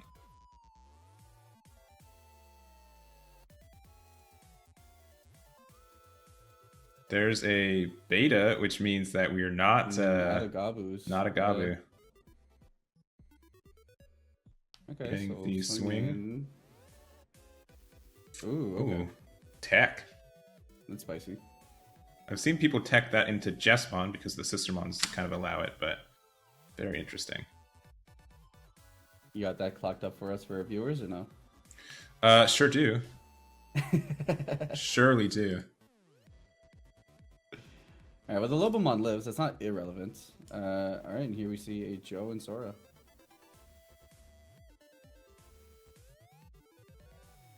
Alright, yeah, and sometimes, yeah, Lilith Loop turns into like do a rookie rush because you're just not seeing the pieces you need.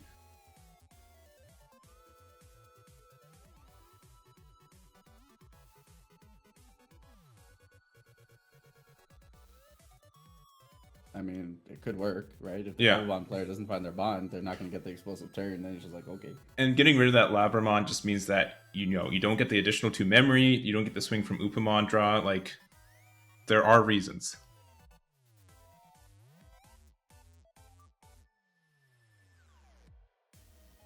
It looks like we're potentially playing a tamer. No. Ooh. Oh, okay, yeah. I mean, hey, if you can't find your champion, let's go out to the ultimate, baby. Yeah, that is That's our first. That's a lot to work with, though. We saw a lot of hardcast megas yesterday, but this is our first like hardcast anything above like a champion. Yeah. Pretty good spot to do it here too, right? Just because like. Yeah, I mean it's just a really good spot. You're not threatened by a bond play right now. Nope. You surely, yeah. If that was something you had to be scared of, I'd understand, but you really don't. And you're technically threatening lethal here, so yeah. Yeah, double. Well, with Sorjo suspended, not anymore. Right. Well, I meant as the Lilith player. Oh, okay. I see now. Yeah. All right, Mega Digimon wait, Fusion. no, I see 3 security there. Yes, yeah. One is hidden. Yeah, okay.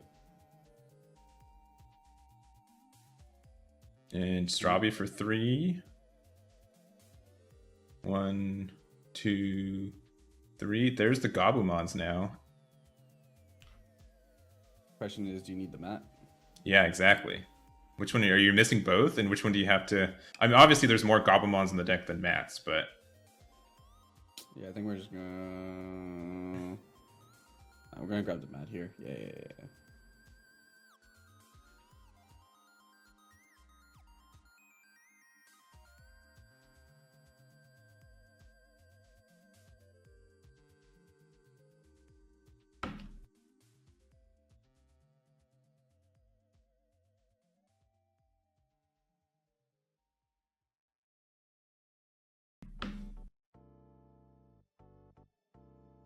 Beta And another Betamon, which is... actually pretty good here. Okay, if you can put him down to 1... Oh, our ice wall. Double ice wall? Just to be able to memory choke your opponent? I mean, yeah. I should just have a hotkey for ice wall. Like, just specifically ice wall. Yeah, probably. And then, like, never use it ever again. Oh, but giving 3 is not, not the number you want to give. I almost feel like you would have rathered a not instead just give him 2. So you can use it to pop one of the Betamons, but you still don't get the memory from Lilith from it. But you don't also, you can just play that card straight out without having to go into it. But yeah, obviously go into it if you have it. Yeah, I mean it's just good value, right? Like yeah. Even... Oh, that's tricky. So I mean, promote would help you. No, you would really want a blocker. Blocker is what we really wanted here. I mean, you can swing your Omnimon into Octomon, pop the Betamon, and then hope they don't have any hybrids. You know, they just played a Strabi and they didn't see anything. True. Well, we also hadn't seen anything anywhere else, and they've dug relatively deep, so good chance that they just have one in hand. Tough call here for Ying for sure. Mm-hmm.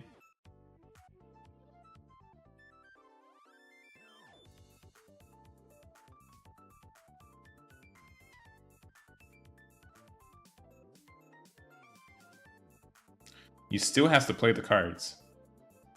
Yeah, okay. Bro. So you can do... Okay, so here's... Oh, really? Interesting. Okay, yeah, okay. If he had that in there, then you can do that. You get their back. And then if you swing with the promote, then you get that memory back. And you can pop one of the rookies. 2. Yeah, you'll lose 2, but you just gain 1 back right now. Oh, Betamon's still up. Jizo. Yeah. Yeah, that doesn't. Yeah, that doesn't proc.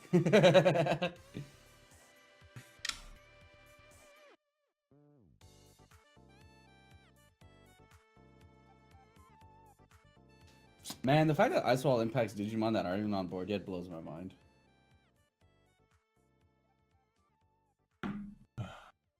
It's crazy, right? Like in like almost any other scenario, you'd be like, okay, this is just walking into this game, you'd be like, okay, purple has it. Like, how could they not? Like, how could they not have game on a board like this? And it is oddly enough very much in favor of Gabubond at the moment.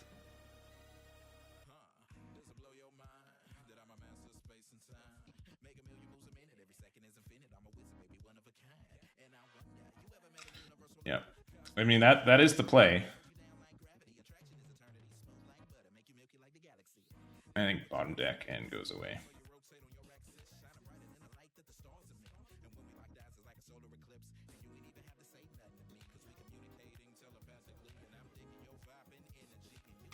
Ooh, oh man, if there was yeah, Gazi, yeah. What they're really looking for was a blocker. Blocker would be amazing. Yep. And then if you could revive it again with that option card being hit, you'd be in a you'd get like double blockers. It'd be very difficult to get around. But we're going to game 3, which I love to see. Yeah, I mean, very impactful. I mean, both decks just showing how resilient they can be. A clunky start from Ying here, but still being able to establish an insane board. And honestly, if that was just a turn faster, would have once again probably done a repeat performance of what we saw in game 1. Yeah, I mean, you do have ways to get rid of one Betamon, but 2 of them is a really big ask. And it's yeah, because mostly that you can do it during your combos even, but yeah, it's crazy. So let's see. I mean, Lilith is probably just gonna have to go first here. I don't think they mind the quick start to be able to, or maybe I don't know. A lot of players have been prioritizing the draw at this point, so my analysis on that could just be incorrect. Yeah, and look at the force of that shuffling. It is shuffling. It is moving the camera. It is forceful. Yeah, there's just like there's some large intensity in there. Please unclump.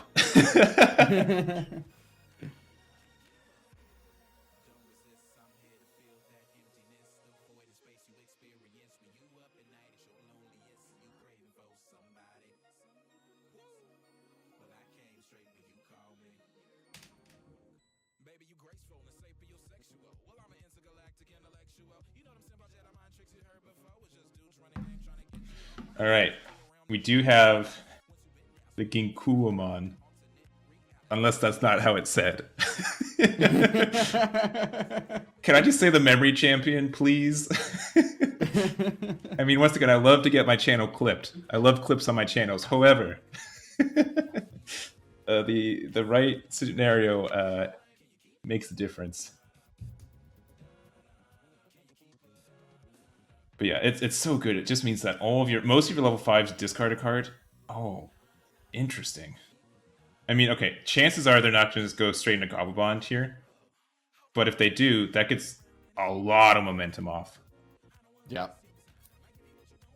Okay, Ginkakumon. All right. There you go. I think that one I was saying right, but Kinkakumon? Is it Kinkakumon or Kinkakumon? So I think it's Kinkakumon, right? You're asking the wrong guy, my dude. Well, I'm not talking to you, buddy. All right. The Kendo not surviving the swing. A lot of momentum loss for Gabubond. And another Davis. Best friend Betamon. Yeah. Still no Gabus, though.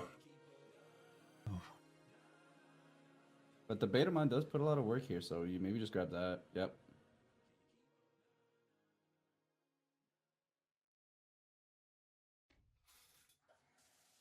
All right, and we're going to Evo on top of the Ginkakumon.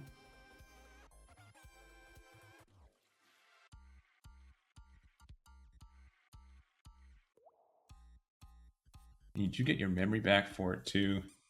Because you do discard a card. And you get like 2 more draws. That is a chunky hand. Pretty good. Got a couple of draws here from the Lady Diaboromon. You want to try that one more time?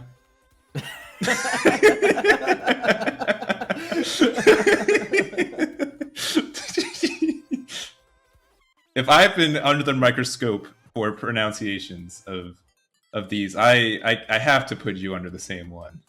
Yeah, now we're going into Anal Youth. It's looking like, you know, Ying is fighting more Gabus than Brandon is, which is not good. That does seem to be the current situation. Are we going to see a rookie? Are we going to see... Okay, no, so we found the Gabu. I was wondering if we were going to see the beta go down there. You probably placed the beta on board.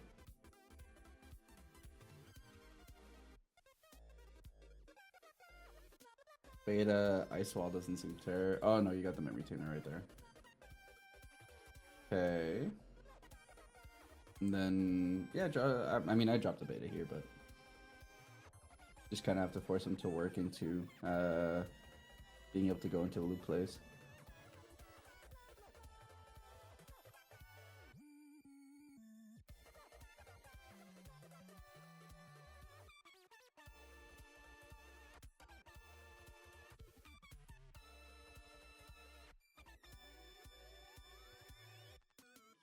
I mean, yeah, you have a lot of tamers out, which is fine. Oh, yeah, not establish a board, and you do get 2 away, but you still have the Ginkakumon underneath there to get that memory gain for. I mean, if you were playing a Titamon, you could discard a card and then you get the memory back and play a dude, unlike Mastamon. But you can also bring something back with Mastamon that discards. So yeah, but because we're playing Mastamon and not Titamon, we're in game 3 and not end of match.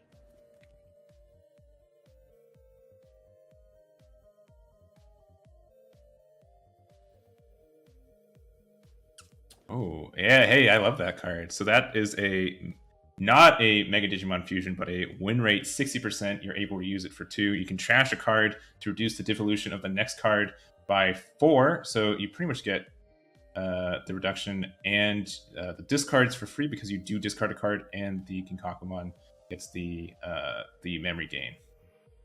Yep. And how many do you have in there? 1, 2, 3, 8, 9. Your favorite number as a loop player.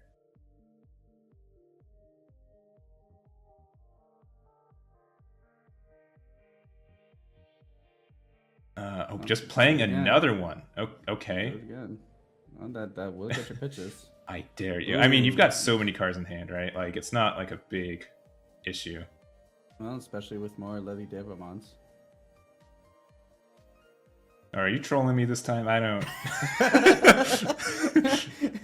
I'm doing like the double blink. Like, hasn't been noticed yet.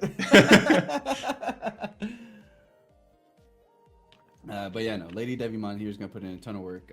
Just a very hard, sticky body, get your draws, get the fixing you need, and now we're able to go into the Lilith here, and you feel very safe being in Lilith. You're not too trumped about it. Your Gabubond player can't do anything against Mega level Digimon. So no, and I mean, even if you get rid of the... You do have Analog Youth, which I think only... Let's bring that boy up here. I think it's only is with... KOs, not like if you remove it or bottom deck.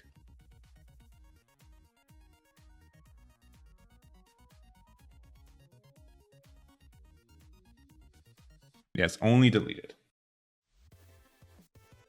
Which is fair. I get it. Alright, going to the Bond. He's got 3 swings there, hitting a Gabumon and another Bond. Swing 1. He does have the memory boost, so he does have an additional 2 Lobo swings. We do have the tree, goes to hand, Fine. And swing 2, Gabu, and swing 3. So now do we have the double Lobos?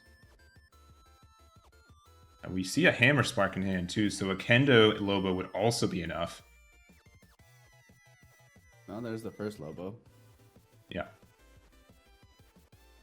And so, yeah, Jack Raid in security is more or less the only thing. Jack Raid or a if the memory... You should pop this memory boost. You should have popped this memory Oh boost. My goodness. Oh, what a... Oh, yeah, no. Pop that memory boost. Yeah, that was so rough. Oh.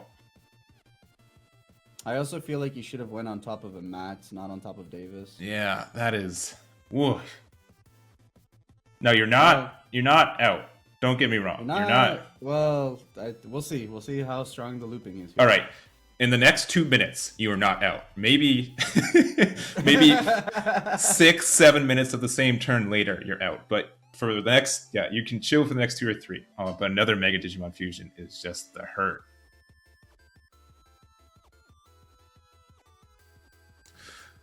Oh yes, because it prevents the options from being played for the rest of the turn. Does it just go to hand? Or, I mean, yeah, doesn't it? I think it just goes to hand, right? It doesn't proc and go to hand. let me see. I mean, I'm not. That's not a statement, by the way. It's a legitimate question. I do not know the card well enough. It is. So you could proc the. You still could proc the. I don't know how that works, honestly. I'm not the judge, but or any of the other judge, not the judge or a judge, but I don't know if it prevents you from hitting the delay effect for an option card that's already on the field. So, doesn't prevent memory boost. But yeah. now that I think about it, right? Like, what could you do? I mean, right, like you wouldn't have passed turn, but you would be at 0. Yeah, but maybe you could like Kakaida's Breath. Get rid of the Lilith. Yeah.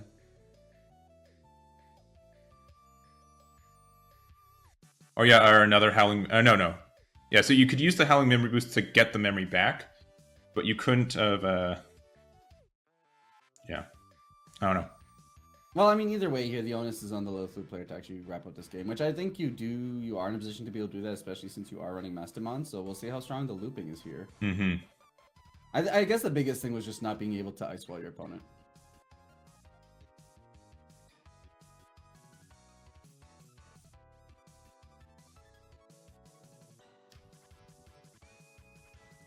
Right, it did play the Gauzy to prevent the memory boost, but you kind of have to climb back up from the chain just to be able to do some more stuff. Which looks like the case. Ooh, the Skull Greymon. Fancy.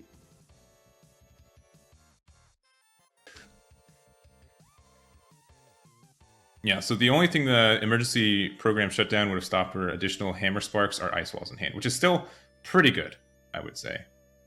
Oh, but now that second Jack Raid's in there, and I think we have 1, 2, 3, 4, 5, 6, 7, 8, 9, 10, 11, 12, 13, 14, 15, 16, 17, 18. Oh, such a good number when you want to get to, 19. So you get the 2 back, but since they go back from trash to hand, you won't get... They're still just memories for 1. But just going back to hand is nice. Mm-hmm.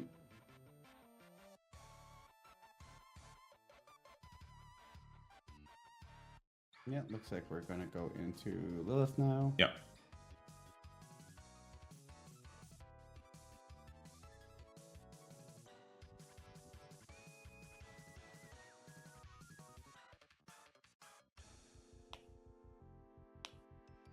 All right. Ooh.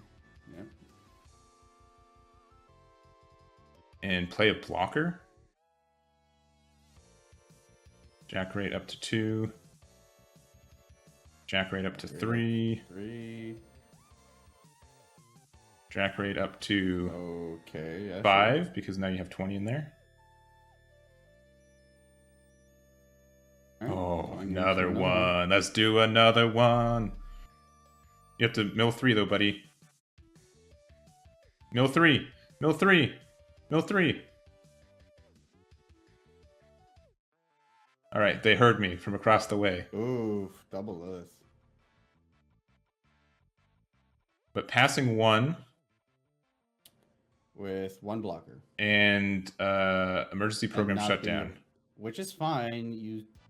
Yeah, see, that's why I would have gotten rid of the Mats, not the Davis. You actually still had game if you got rid of the Mat instead. Yeah. Oh, that's tough. So you can't play Ice Walls. You can't play Hammer Spark. You can pop the memory boost to go to 3, but that's not enough memory to be able to play 2 Tamers. Yeah, I think this is game, unfortunately. Which means the Gauzy's gonna coast on board. There's nothing preventing the security procs now. Why do you sound so disappointed? You guessed that Lilith Loop was going to win, right? This is what you wanted. I mean, sure, but it's just unfortunate, right? Oh yeah. Oh, the Gauzy's there though. Oh man, that is Yeah, that's insult just... to injury. Oh Yeah, never mind. This is just... yeah, Oh never no, mind. this is all for naught. Yeah. But have you seen my beta though? So you know, there are some follow-up words that I prefer not to say, but all right, so we have the first swing from the Zwart. We're gonna go ahead and do our plays. Swing. with Gauzy on the board, I can't think of anything that would save you. There's nothing. Yeah. Hammer Spark does nothing, and then you just swing for Lady for game. All right, so Ying taking it.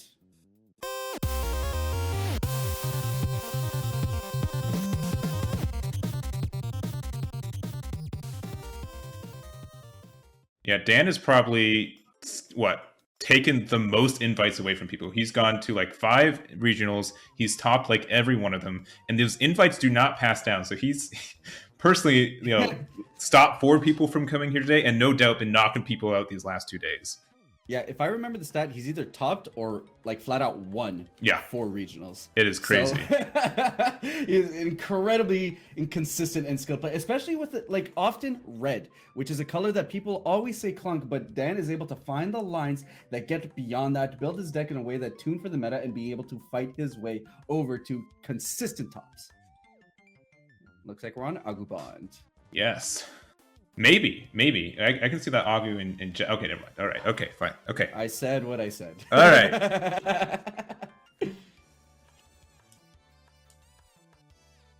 Well, then I am just as excited. I love AguBond, and not just because it's technically a little bit worse than Gabubond, as the meta historian as I am. All right. So of course, for those guys who weren't tuned in yesterday, Lychee on, I think we marked it as black good stuff, but it's very much a BlackWarGreymon combo deck using the Zubagon Punch package to basically OTK your opponents. Yeah, I'm gonna do one more thing. I'm gonna start a new prediction for you guys. Who do you guys think is gonna win, Dan or Lychee? Put your channel points on the line. If you guys have been here all weekend, you should have quite the amass poll up there. So let's see you put your channel points where your keyboard fingers are. I don't know, not your mouth, because that's not how we talk online.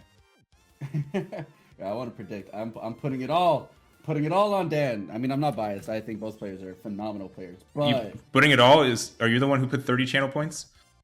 No, I'm the one who put 12,000 channel points. Okay, all right. We're going up our line. We're hitting the Greymon, but not necessarily one you want. But that is an 8k swing going in. A good chance of survival here. Yep. Yep, sure did. And this is round... There are 2 more rounds after this one. And then that will directly go to top 8, which is also happening today. Oh man, it's pretty even split. Yeah, you're going to be able to clear the Greymon here. And if he then goes into... What? I mean, he could go into the Metal Guru. He could go into Black War. Yeah. Well, and pop the Gabu. Yeah. Yeah.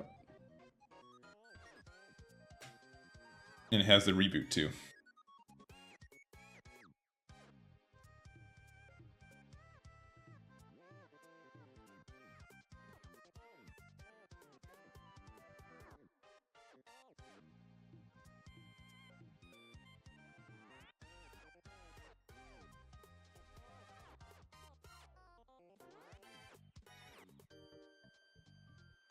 All right, looks like he's just explaining the sources, because a deck like this has a lot of sources at its disposal.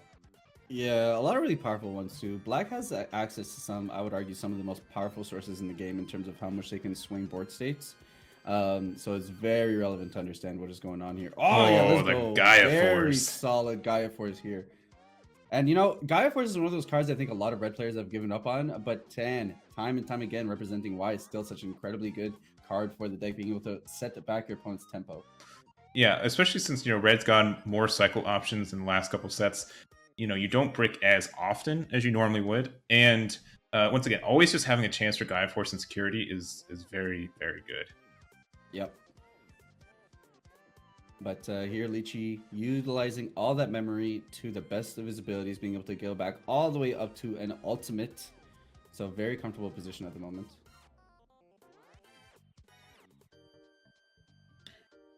Yeah, getting the Tankdramon and passing it over.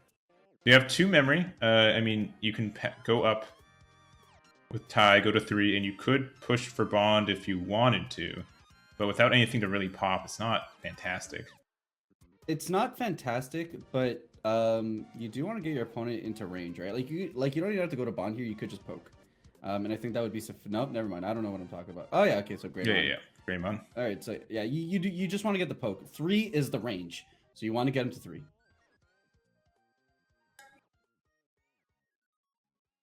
Chumon. The first checks. That's not live, but that's fine. That's fine.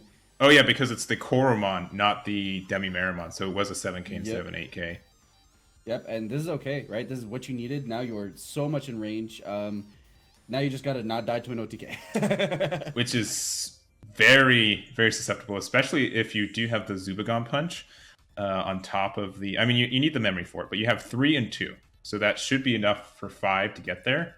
And you can do, what, 3 swing? It's not necessarily OTK, unless there's an additional damage source, but you can get rid of all 5 of that security. Yep.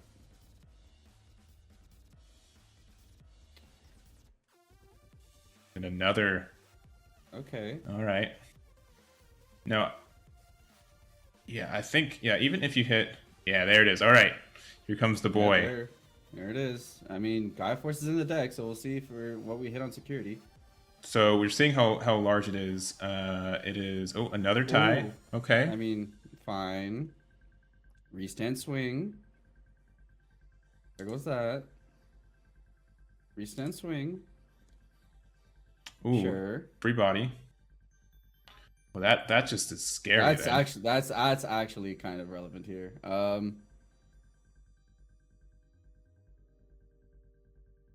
Now what do you do? I mean, you can and go into like Alter S maybe. Okay. All right. Looks like we're just gonna give 1. There's 2 damage on board, but yeah. Not enough. I mean, not enough. Dan's comfortable at the moment. He does not need to worry. I don't even think he swings because there's just so much danger in there. Like if he plays another one, like if there's that's a security Digimon, right? Okay. How many times do I have to tell you? Every single time you say they don't swing, they end up in a position where they have 1 security too much. You just go. All right, okay, they're fine. Let's see. I think you just go. I think, I understand. There's not a big likelihood that this Greymon gets removed, but let's say there's something dangerous in that stack. Get rid of it now instead of the turn you're gonna go for the OTK. You sound really confident when you say it, but I really don't want to trust you. Like it's.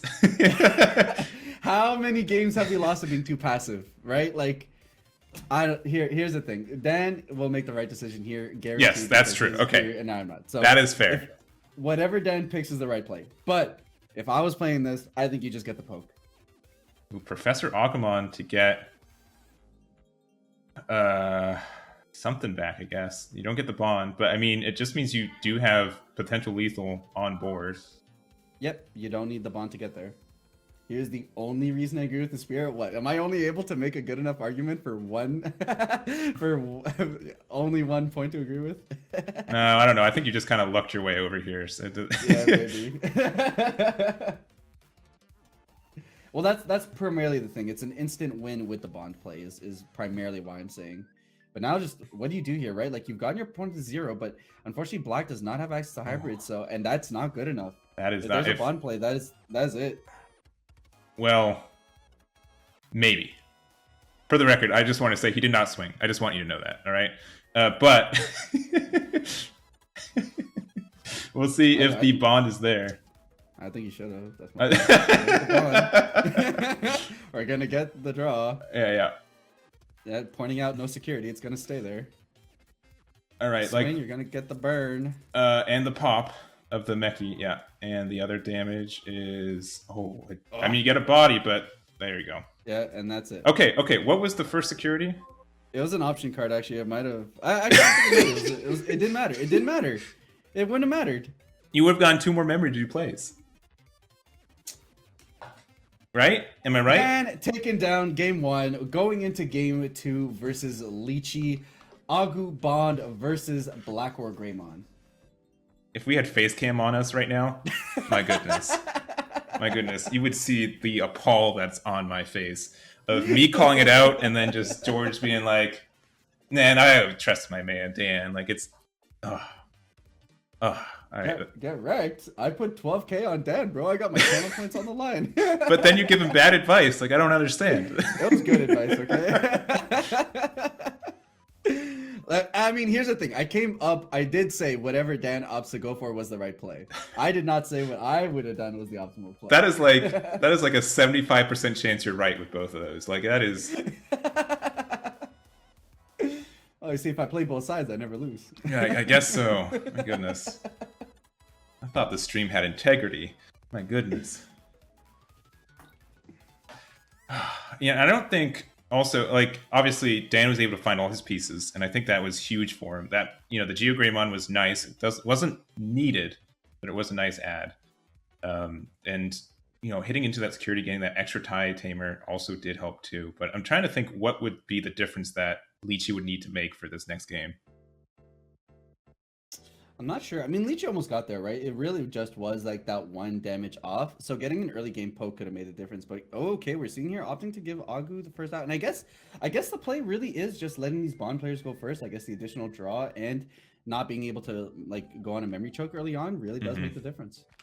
Yeah, and that Greymon in raising is really nice. It's only going to be a 7k, but you do get that card draw.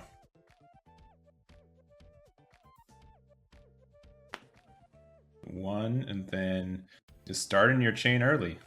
Very strong stack. And like, here's the thing. Right now, we're combo to a point where like, right, the Zubagon Punch is something that's in the deck and turns BlackWarGreymon into a way more threatening deck. So that's definitely something that you're gonna have to watch out for and be careful. Yeah, and yeah, because there's just so many good hits in security that, yeah, obviously trying to do that damage feels good. But both players are just like, please hit my security so we can get more advantage for this next turn. Wow, okay, yeah, so let's get that security attack plus. Yeah, so this is I believe a 10k now?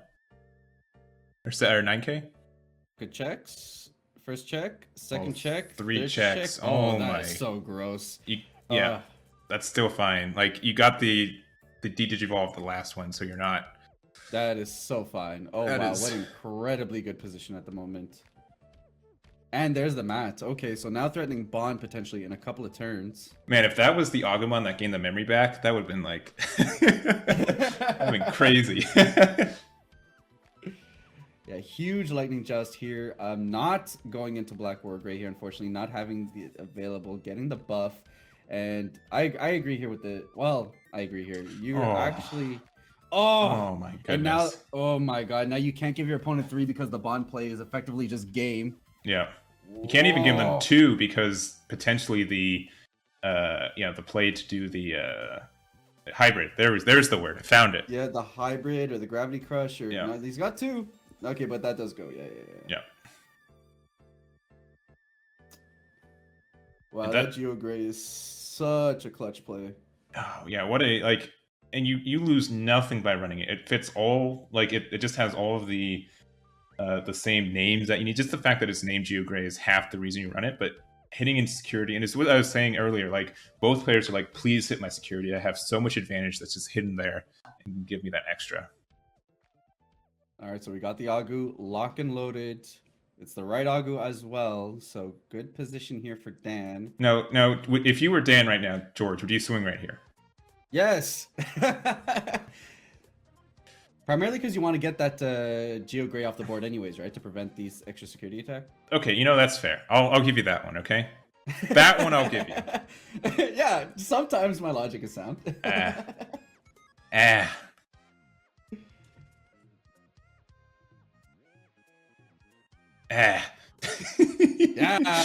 Dan did it must have been the right play.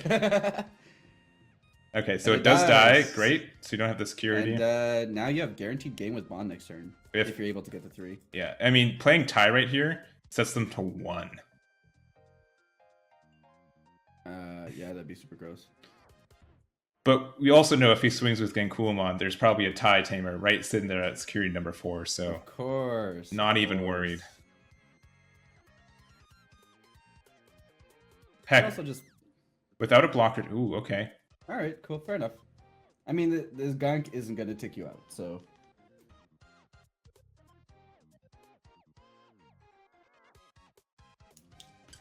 Yeah, I would say black is something that's really, at a disadvantage when you only give them 1 or 2 memory. It's in a really poor spot to recover from that.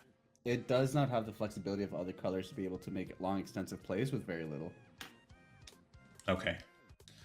That's fine. And that's fine. That's fine, and that's to hand. To hand. Oh well.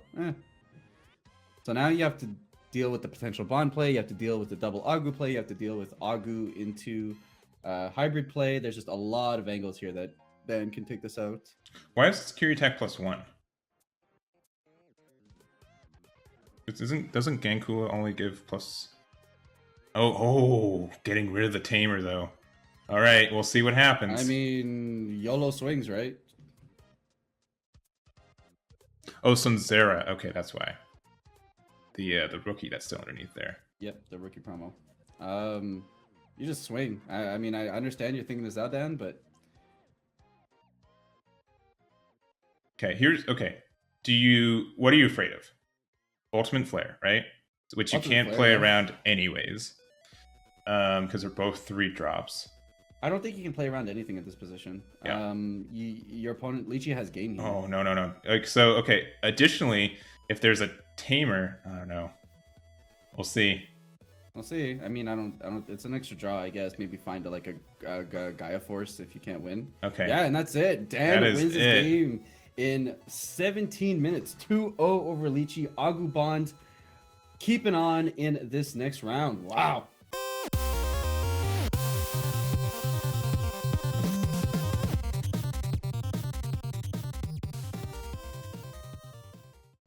And I mean, a lot of you guys, voted against Nolan already for our matchup earlier with Gabubond. Now, Wow, Dan is at 125k versus 12k on Nolan. Wow. Oh my goodness. Diaboromon puts an insane amount of guy at work, guys. You guys need to respect Nolan a little bit more here. Yeah, but the Bond is able to pop the Diaboromon that gives blockers to the other ones. So that is the big shift, I'd say, on this matchup compared to the Gobble variant.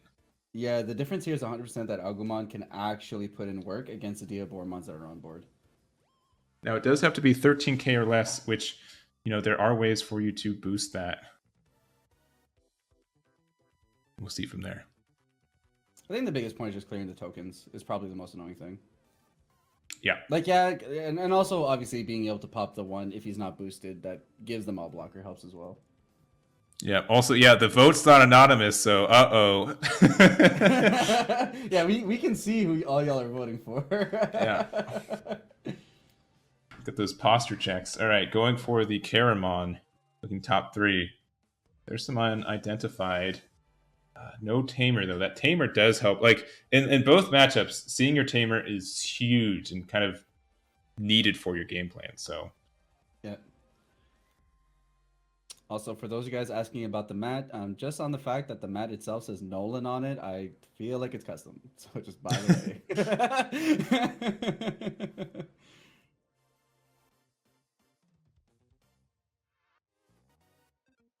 All right.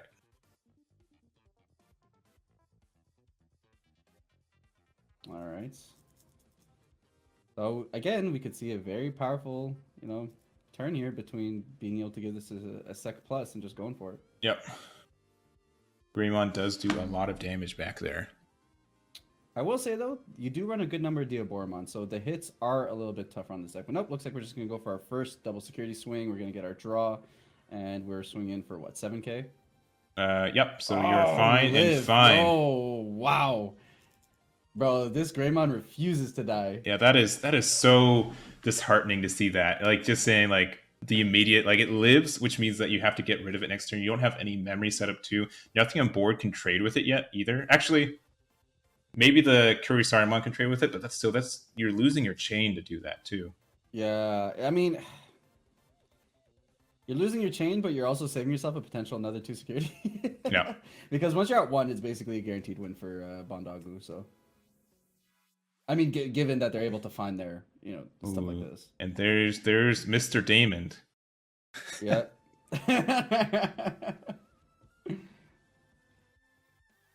His teachers call him Marcus, but his friends call him Matt, Sure.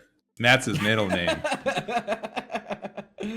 Ooh, okay, just the Izzy going down into the 3. Interesting. I mean... Oh, and then you can know you're going to get that errata next turn too if you want to. Yeah, what you do. But this is what I was saying and what AguBond is actually being, like what Dan's able to do here versus what I think Gabumon can do, but not as strongly, is get that early game pressure that just...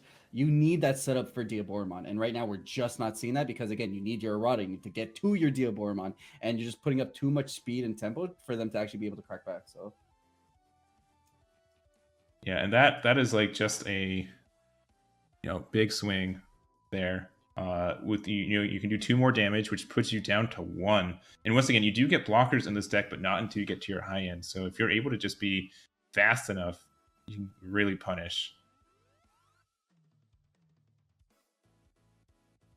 Well, it looks like he's got an Agumon, but it's the Digivolve for 1 Agumon.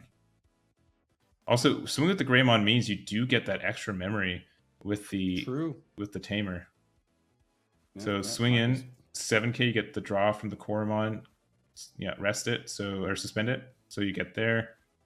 Okay, lives and oh my god, so this exact same too. Bro, I hope you liked seeing your first 2 because we're gonna see it again. Yeah. Yikes! Dan here taking full advantage, finding the Agu, and now you're just in such a good spot. You have the Greymon still on board. You got the Agu, and the board wipe. Oh my god! No, Dan has it all. Man. Oh, I mean, I don't know what you do here as Diaboromon. That is, I mean. You pretty much just have to hard cast a Machine Dramon to have any shot. Like, even then, that is a tough hill. Wow, what an exceptional sequence. Oh, let me... Greymon put in so much work. There we go. Then the wrong security button. My apologies. Yeah, so it's 1 to 5.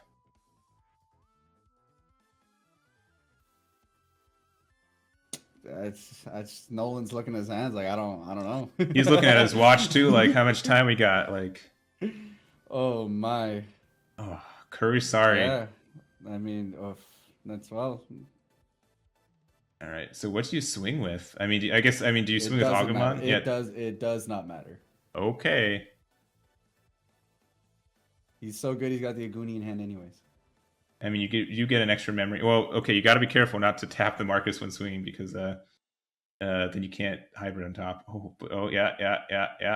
Oh, yeah, you're fine. Yeah, see, like I said, he's got the Aguni. He's too good. Yeah, 7k. If there's like a full house in security, I'll laugh so hard.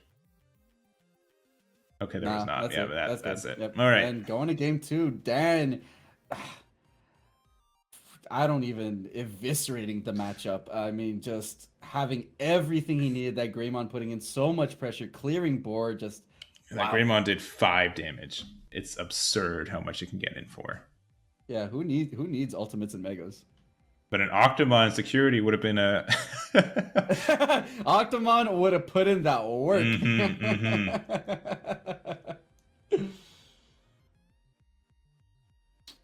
Yeah, and again, this is like just the big difference between Gabu and Agu, where Gabumon gets more swings, but there's tinier swings, and you can kind of put up blockers to mitigate that. Greymon is just a big 7k or 8k, depending on your egg, and can just do that damage. Yep. Yeah. I don't know. I don't know about that one, Grim. I wouldn't say this is why Diaboromon's not that good because the AguBond matchup, which is very underrepresented in the meta right now, right? Like, yeah, you have to account for what's actually being played in the meta, and right now it's definitely like when you compare this matchup versus the Gabubond matchup that we saw Nolan play, like it was absolutely day and night, and that seemed completely one-sided. Yeah, I would wholeheartedly say that. Based on what I saw, Diaboromon seems to be doing good against Gabumon, which is a large slice of the meta pie that we have right now. Yep, I think it's a very strong meta call. Seeing just like if you can get your turn 3, that is just incredibly swingy. Like the entire matchup swings to your side. The advantage bar like just shoo. Yeah, I mean, like, it was a great game, but also you have to think you high roll. What? Is that a Terriermon? What? No way. What? All right, green's in the meta. Let's go. Green, we have seen green in day 2, boys. What the heck? No way. What? Does red not have a memory denial? No, it does not. Does it? Wow. And we got the Warumonzamon on the right back, but dang. You Whoa. can't spell dang without Dan. True. No way. I mean, hey, get it. All right, Agu dies. And we've got... Man, that is crazy. Day 2, that's crazy. This is a red-green deck. Think about it. All right. Red-green AguBond. Yeah, this is... Yeah. Xmas AguBond. Yeah, Christmas AguBond, guys. As the first player to have ever taken a Christmas deck to a top finish at a tournament. Yeah, that's why you got this gig, right? I am so proud of my boy Dan. All right, and then He's got all of them. This tricolor. That's absurd. What is this tricolor AguBond? Who are you? That is absurd. And yeah, all the rookies are in security for Nolan, but geez, oh. I wanted to build this deck that he's running, but I don't know. I mean, it did this for him, so I mean, hey. What the heck, Dan? All right, Digivolving for 1 because it's the Agumon, and then swinging. Yeah, I mean we're just rookie rush here. Yeah. 3 rookies in security, none in hand. Wow, Oh. I mean, Nolan has just not been having it with his security today, or this game at least. Yeah, Atomic Blaster too. We'll reset you. We'll reset you back. Yeah.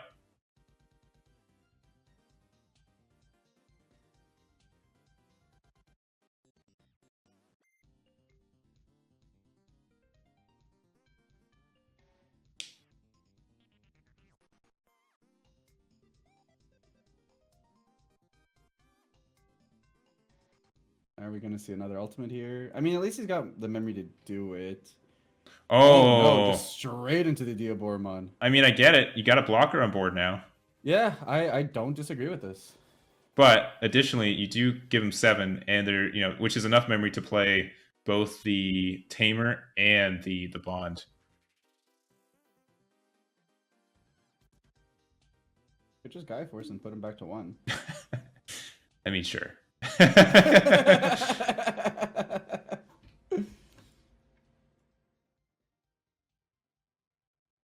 mean, I know his team's Gaia Force Gaming, but come on, you guys.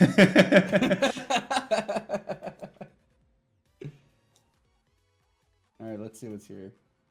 I will say though, the trade-off about being this techie. All right, so we do find a Tamer. The trade-off about this is very much just so much tech.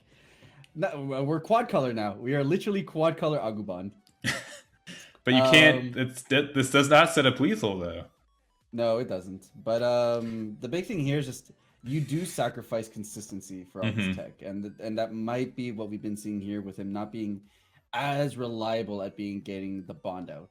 But yeah, we're quad color AguBond at the moment. Yeah, what colors we're missing? Yellow, unless you're playing Magudramon, and then you have it. And what else? Blue. No, we got Betamon. Oh, true. No, we got everything. We're literally just missing. Seeing yellow. Yeah. And purple. No perp. Yeah, we haven't seen Gazimon yet. And white too. So, but that's still over half the colors. Analog Youth, yeah, definitely.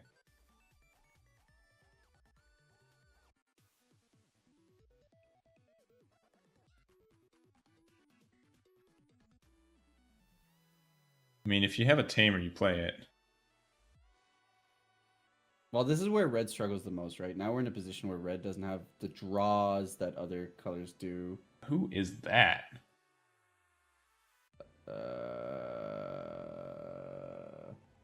I'm seeing it upside down. Let me see.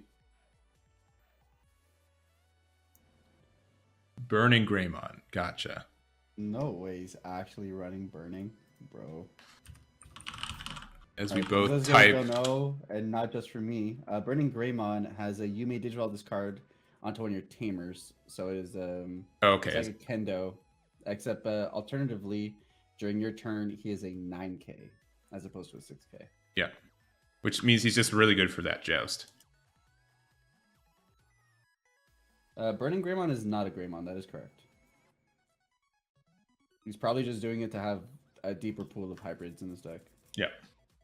And then passing with an Agu, but with a Diaboromon play, that means you have a lot of blockers up and no tie tamers.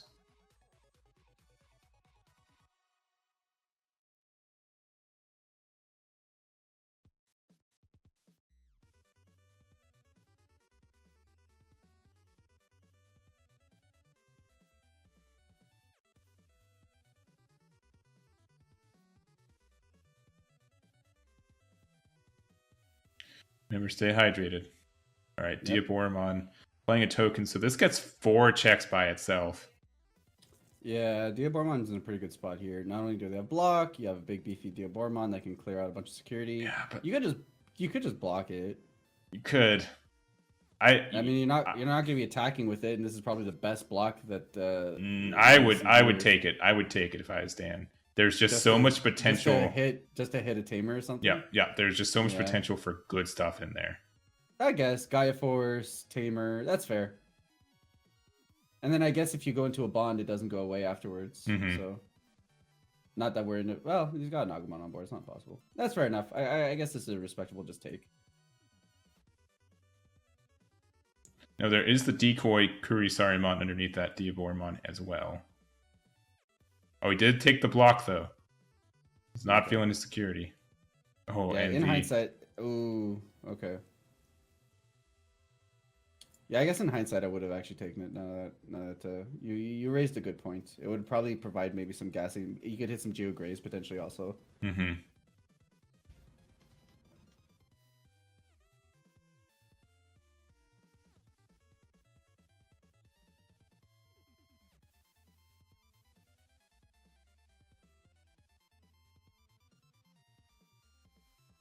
Yeah, and Dan here's just really digging for cards, right? That's his big issue right now, just not seeing the things he needs. Yeah, he's just been hard casting a lot of off-color cards, which means that you aren't running, you aren't getting that cycle that you're used to for most of these kind of decks.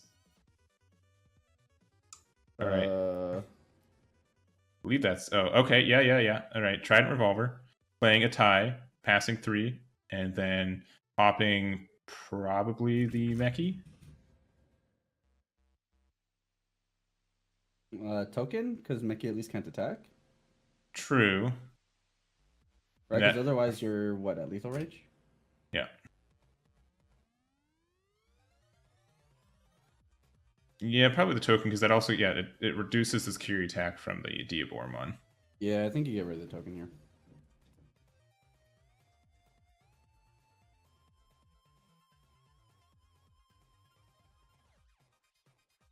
Yeah, and I think he's seeing if he wants to do the decoy, I guess.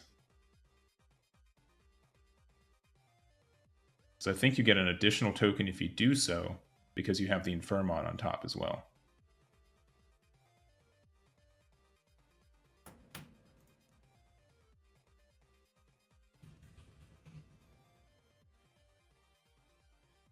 All right, let's the token die.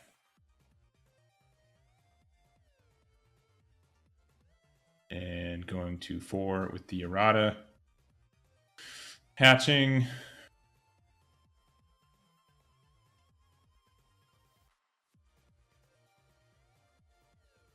Yeah, it's really just the question, did you want more defense or more offense, right? Did you want to have this you know, 3 checks here from this Diaboromon, or did you want 2 tokens out, which were both blocker?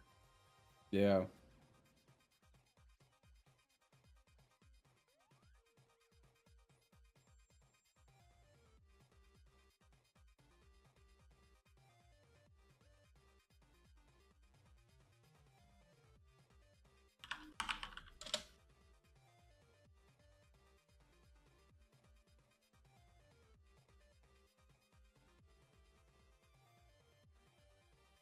All right, Vermon.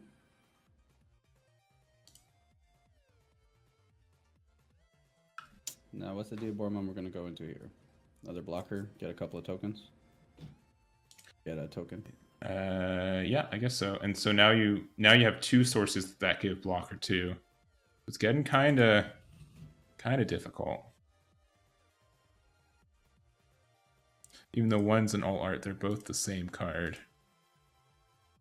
Yep.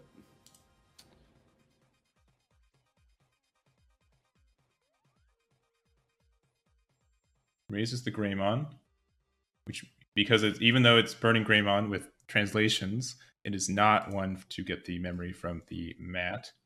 Or sorry, from the tie. What do we see here? Just a Geo-Gray? Yeah, Geo-Gray, pop a token. Mm-hmm.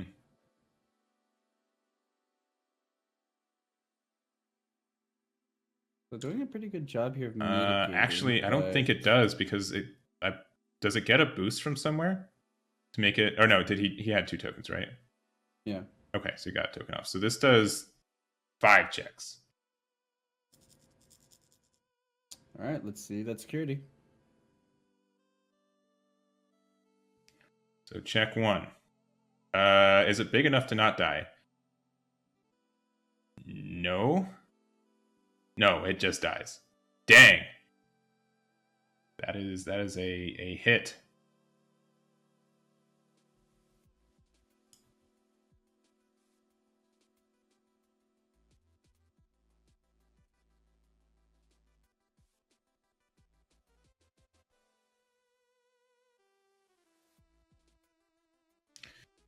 What now? I don't. I mean, insightful. It's good being good. I mean, it's good being good, right? Like, you still have a ton of blockers. Yeah. But you don't have lethal anymore. Mm-hmm. And you know the damn difference here of being able to get the first part of your security, being able to kill the entire stack, is very tough. Yeah, but I mean, obviously, I don't think he's out of the woods yet. There are a lot of plays, and let's get only 3 cards in hand after this draw. And basically able to find whatever they want. I'm guessing probably just a Curry Sarimon.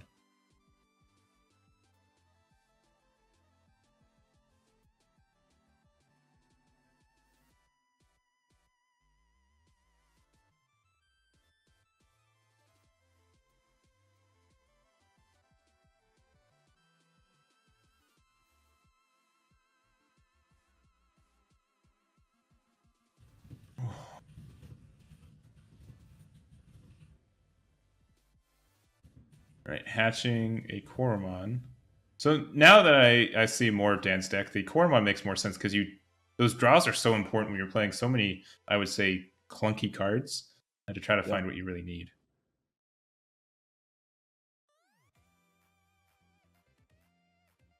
But that's the thing, and that's the clunk, right? Like, you're trading this tech, and this tech has obviously done really well and got him here, but you are trading that for effectively just your ability to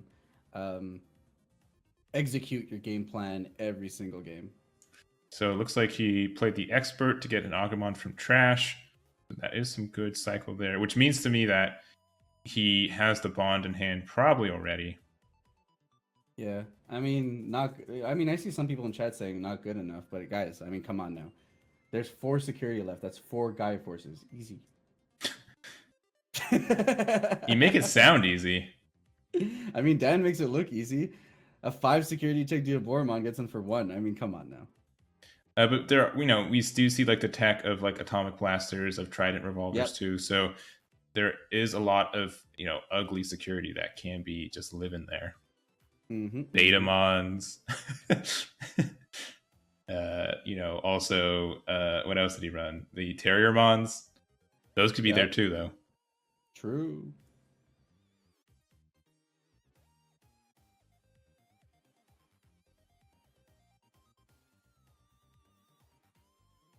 And hard pass to 3, then 5 with the erratas. Dang. I wonder what his hand is. Bond, I guess. I would assume, and then yeah, I can't. Yeah, so no rookies, obviously. Because you would just play a tamer if you had that. Yeah. I don't know.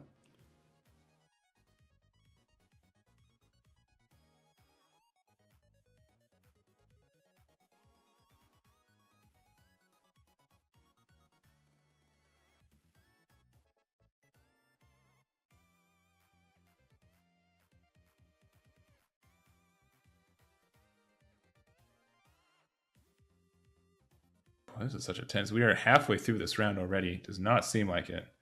Oh.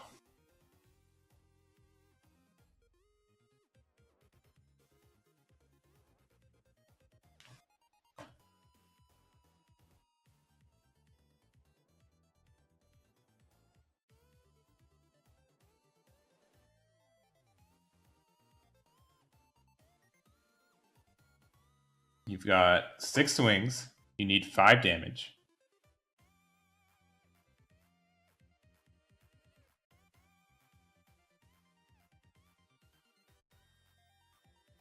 Kurusarimon for 2. Well, come on now. You need like 12 damage because every Gaia Force. Oh, okay. All right.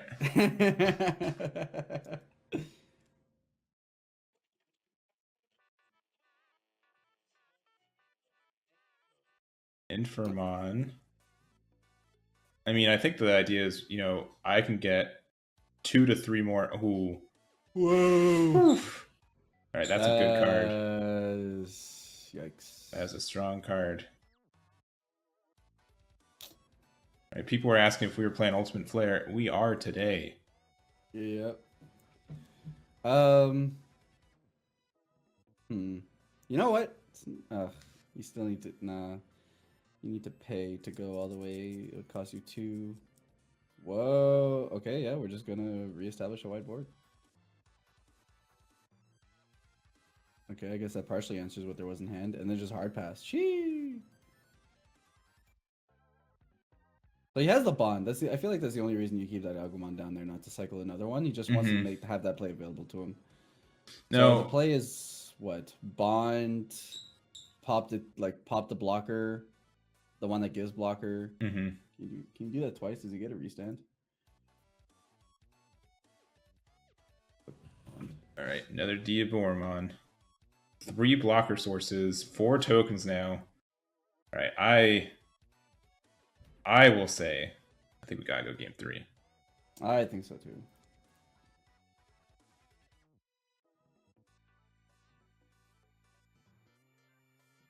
All right, swing in with a brave Chumon, hitting okay. It does mean it's Geo Gray. But Are the tokens big? Are the tokens big? I think the tokens are big. No, Yeah, they are. Okay. They are big tokens. All right. The suspense. Oh, it's too good. Atomic Blaster is big. Does that pop one?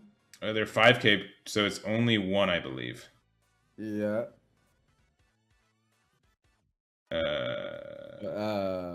Not what?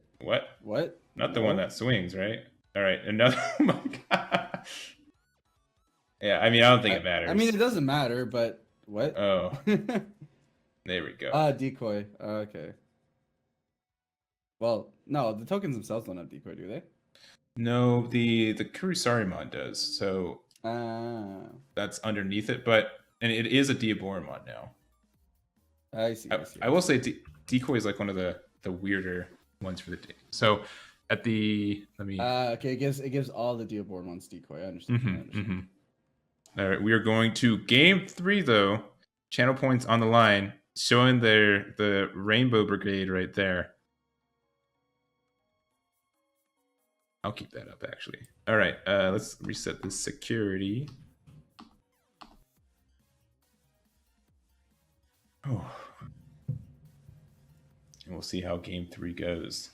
Once again, I think Dan got close, and I don't know. This reminds me of how the Gabubond match went. They got really close, and then they just petered out and wasn't able to get around all those Diaboromon blockers. Yeah, I think this is this is a matchup where almost all of Dan's tech doesn't pay off. Mm-hmm. You can clearly see that it pays off 100% when we're talking about the blue matchups, Mm-hmm. which has clearly done him well all the way through here.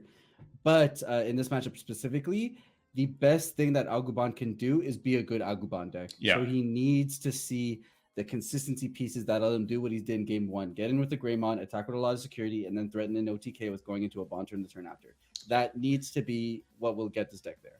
Yeah, and I would say that of the two, Dan has better security on average, but that doesn't mean that there aren't good security cards that are in Nolan's deck. Ultimate Flare is good. Is it Catastrophic? What's the name of the other one that plays a token in Digivolves too? The name's escaping me. I'll put it up on the screen right now. But being able to play another token is fantastic. Being able to do Digivolve, like Digivolve breaks what most of these Bond decks are trying to do. Mm-hmm. All right, I almost said Catastrophic Blow, which is a different card for something else that someone I know has some personal opinions on. Very near and dear to my heart. Yeah.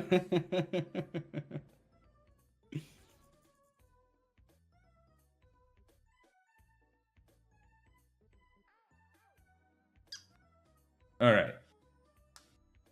All right, let's see if Dan can find himself a consistent AguBond hand. All right, Demi. I believe that's the one of. I think so too, yeah.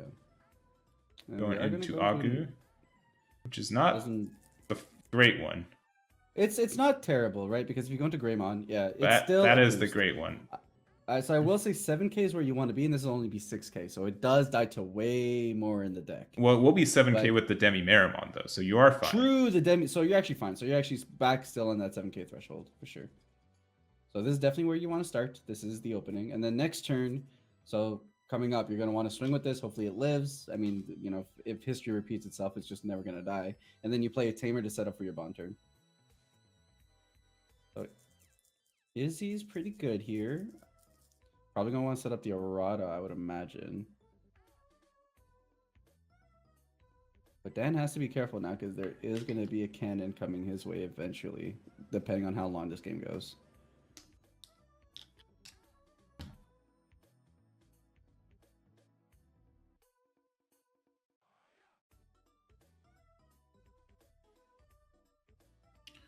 And passing with no rookies. Is that how game 2 started or game 3 started? That's how game 1 started, I think. Or well, game 3 is how it started, but maybe game 1.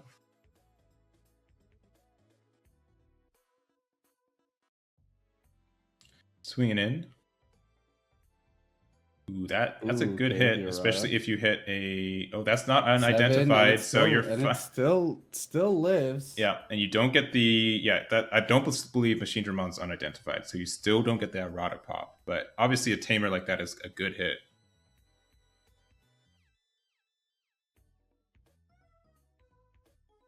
Tamer, or we're just gonna go for a beta. Fair enough. I mean, board presence, right? Like this, if it goes unanswered. Oh, okay, well, I mean, this is 7k still. This is 7k still, so you can get over the blocker, clear 2. Yeah. The beta's not getting in, but that's fine, right? The beta's just there to represent something maybe later. Yeah, but like, do you? I don't know. Yeah, it is a question because you do hit over it. It can potentially block 2, but we'll see what the decisions are here. Well, I think no matter what, you swing with the Greymon. Well, yeah, okay, fine. Yeah. All right, doing the checks. No, it survives. Another errata. It refuses to die, but now we do have the unidentified, so we will be going to 5. 5, yeah, which should be enough to go up your chain off that mechie. But, I mean, a tie tamer into a bond, and that's... Let's see. Yeah, here it is. So Bond is not 100%, but pretty close to a guaranteed dub. So we'll see what Nolan's able to do here with 5. Yeah. He's done it before. Let's see if he can do it again.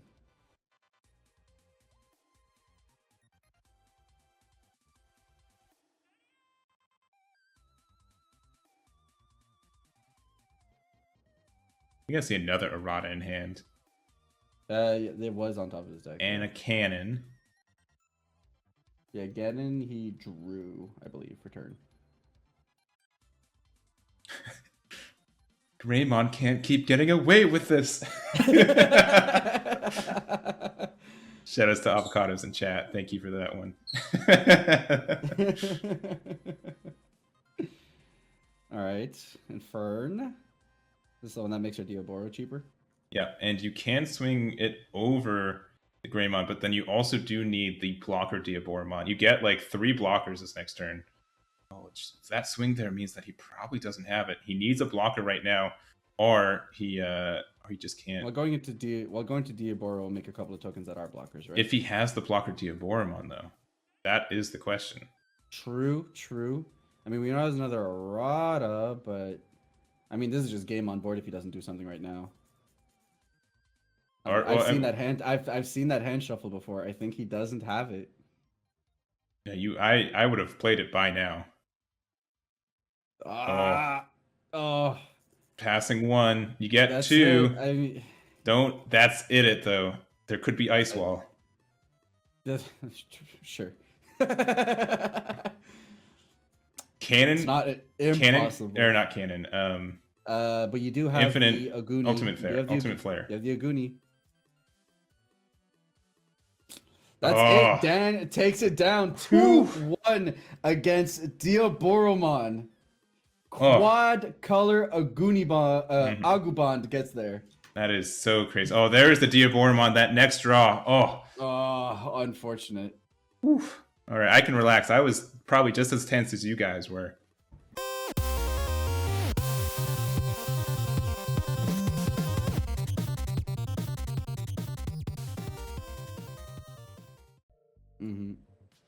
All right, we see an Upamon. Could be anything. See a Gabumon. Could be anything.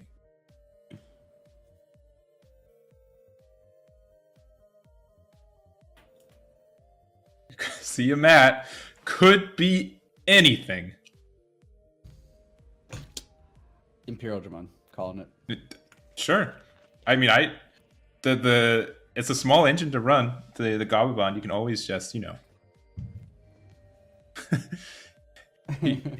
it's security control. Okay, that's right. Okay, cool. We haven't seen a security control today, so I can watch it without groaning. So yeah, we saw George Pilot to some success yesterday, and I think this is one of the matchups that are way harder for a Gabubond. Ooh, so you can either get the Tamer or the Gabu. You get in the Davis.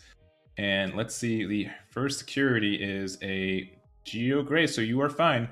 Octomon lives to see another day. Octomon is just too strong.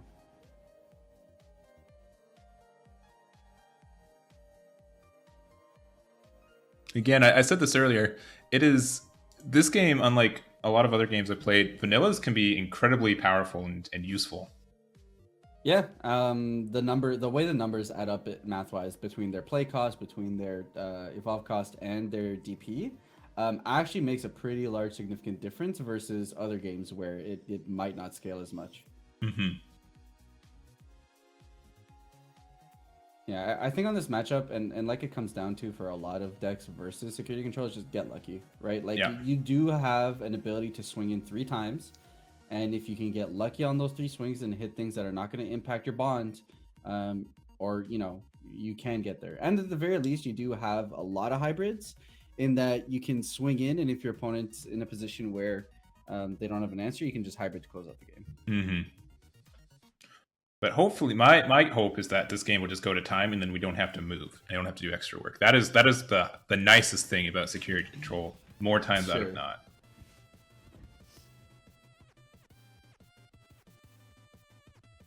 See the Salamon swing in with the Geo Gray. Betamon. Greymon still loves swinging and living, I guess. And the recovery going back up to 5. Yep. I will say, security control, I do have to do more work doing the numbers, though. True.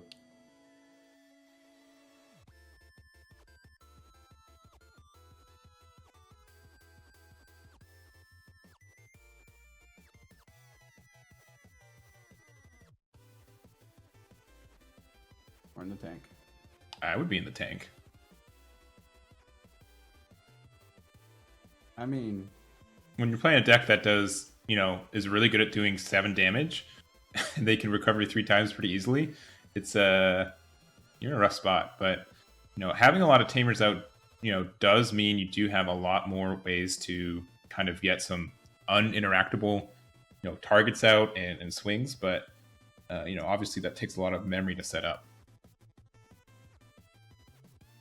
I mean, I think you just... Okay. Hammer Spark? Okay, Bond? Yeah, do it. I mean, you gotta start getting somewhere, right? I mean, I will say it will turn on the Salo, which is not great. Oh, never mind. Kendo, okay. And swing over the Geo?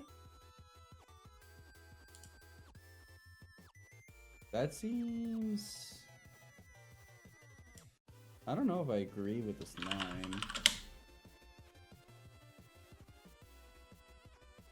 A lot of resources to put into getting rid of the Geo, but I guess you just die if you let the Geo live too long. Yeah, because it just does like a lot of passive damage. But that was a lot of resources to just pop something, Yeah. Especially if you played that Sword Joe, then you'd really want it to live, right? Preferably. Magna setting us all the way up to 6. How do I not have Magna Angemon as one of my cards? What am I thinking?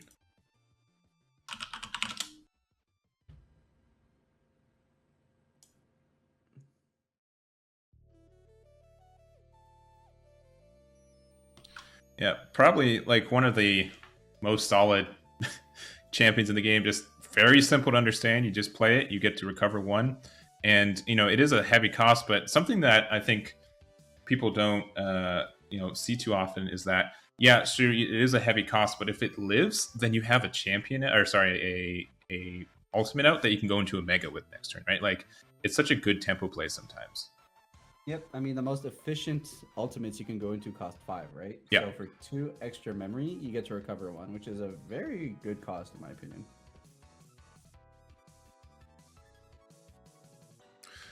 Yeah, you know what? We'll do a bet too. It is 100% too late to let them bet. We're halfway through game 1. If we go to game 3, we'll do it. How about that? That's fair. That's compromise. Fair. That's compromise. fair. That this is on me for the record. This is not anything Chad did wrong. That's fair. Yeah.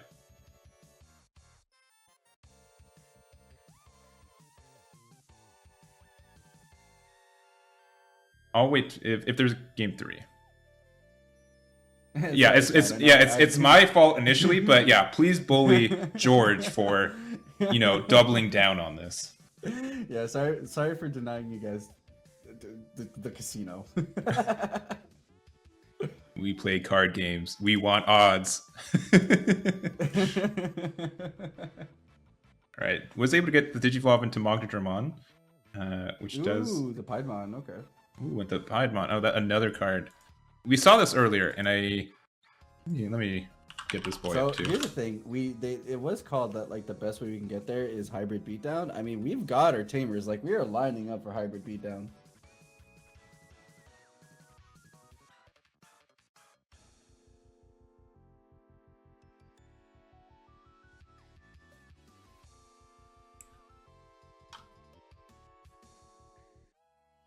So the Paimon, on play delete 4 of your opponent's level, or unsuspended level 4 lower Digimon, and then your turn was when one of your opponent's Digimon is deleted, you get to draw 1.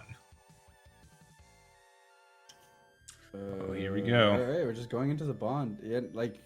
Yeah, I think because like you got this, and then if you have the hybrid beatdown, like it's, I don't dislike this at all. You just gotta get lucky here. Yep.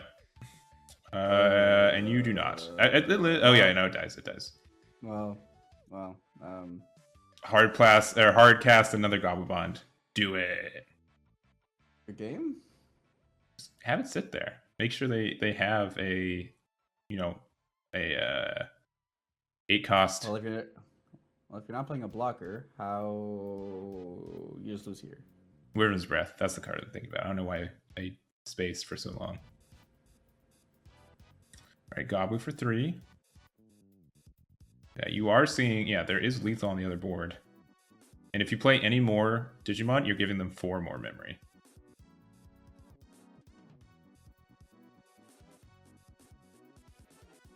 Kaku. It's not terrible. You get rid of the Magna under there.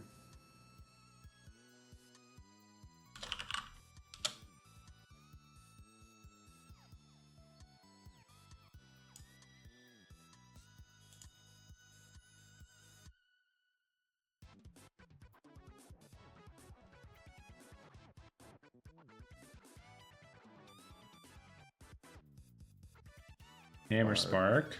I mean, we're spinning our wheels here. That is for sure. Matt, I mean, yeah, it's. All right, and... Okay, you're not gone. All right, guys, let's gang up. There's 7 of us, and only 3 of them.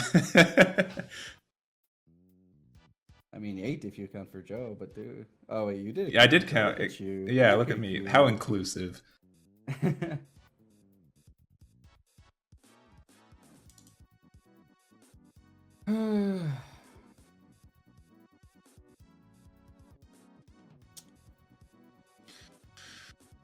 Do you just swing in with? I don't know. I wouldn't know. I mean, maybe Piedmon and hope it dies, so then you give your opponent 1 less memory or 2 less memory. Oh, okay. Or just do that. Sure. That is a great play. And then just do that. Yeah. I mean, you just get out of range, right? Like security goes up. Yeah. The threat here is 100% hybrid beatdown, and we're just getting straying further away from that. Mm-hmm. Every day we stray further and further.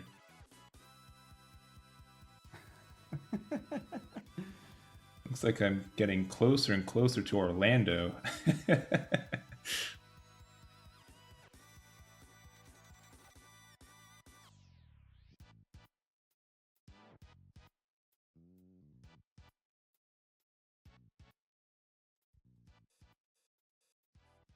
Oh, sorry. What did he add to hand? I did not see the card he added.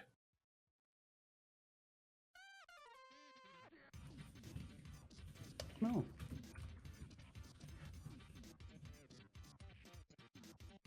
All delete. Now he's got 6. But yeah, he had 7. Or does he have 5 now? 5 now? 5 now.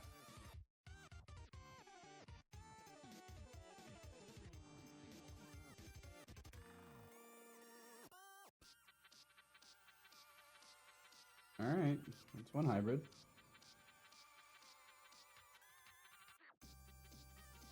Return the Salmon to hand. That's pretty cute. The Magna that we knew was there.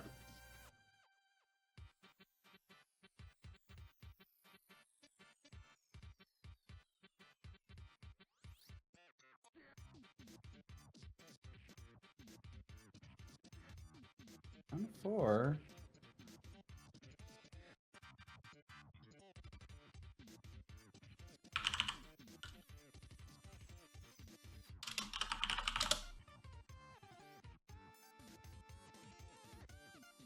There's another one. There's the Lobo. Swing in. Get a Magna. Okay, it's a good hit. Down to 3.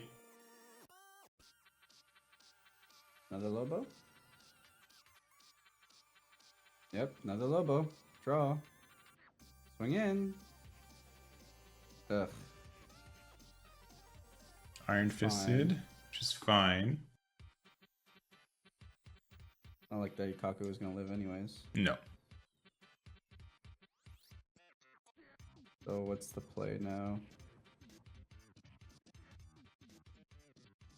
Another mat. Another mat. Okay. Honestly, very well fought here at the moment for Chungman, finding some very fine lines here to get George into some tight positions. Yeah, only past 2 memory, and you know there is the threat of Bond again next turn. Playing the Pie to kill the Lobo. Going to the Sala, and then you're 1 memory away from also doing Digivolve into defeat to all delete. Could you imagine? That'd be gross because that clears out the tamers too. Yeah, all the tamers. Yeah. Yeah. Yeah, we did see that card add to hand. Okay, Just so there's a a Holy Wave. so Gabubond living Oh. all swings and another hybrid in hand wins you the game. But we see a bunch of holy waves, a bunch of tactical retreats, bunch of women. Like there's a lot of stuff you have to dodge for this. I just have to play to your outs though. I mean, who knows? He might be able to just do this with like a hybrid. I mean, he's lost a lot of hybrids at this point, but like this with like just hybrid beatdown could get there as well, right? You have 3 hybrids technically if you have enough kendos, and maybe you're able to get there because we lost 2 lobos already. We lost a kendo, I think. That's true. But there is still a chance to get there, even without the bond. And if the bond does survive a turn, 1 swing, then that's like every turn that the bond survives, that's 1 less hybrid you need to worry about.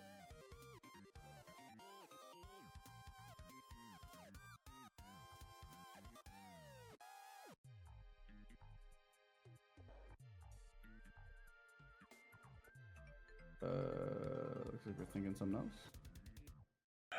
I mean, maybe he doesn't have it. Maybe he doesn't have the bond in his hand of 20. That could be. I joke.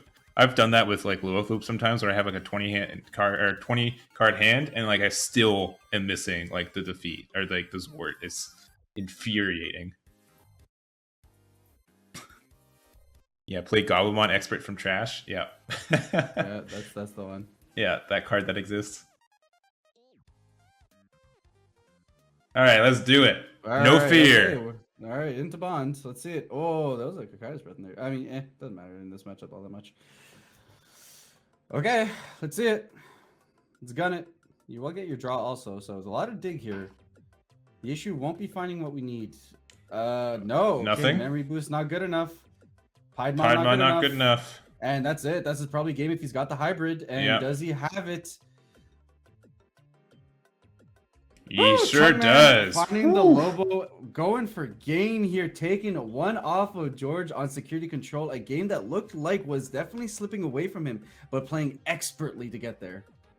Man, yeah, like just being able to do like so many things he had to dodge for that. My goodness. Yeah. And like he said, right, the Lobomon at the bottom of the deck, like he was probably just had down to his last hybrid.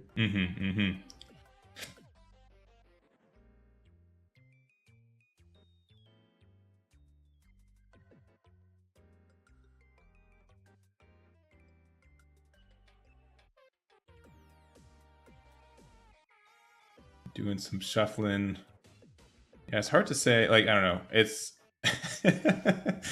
I don't know that either player played incorrectly. I think it's just this is kind of one of those decks where you just kind of like YOLO, hope my security's good enough. Yeah, it really is. And there are like the red blue versions of Gabubon that really just don't like losing to security control, and that's kind of like the plan for it. But so many cards from those 2 that could have got you something, and they just were not there. Yep. No, names are correct. Yeah. Right here. That's Chungman. This is Jorge. Here's my mouse.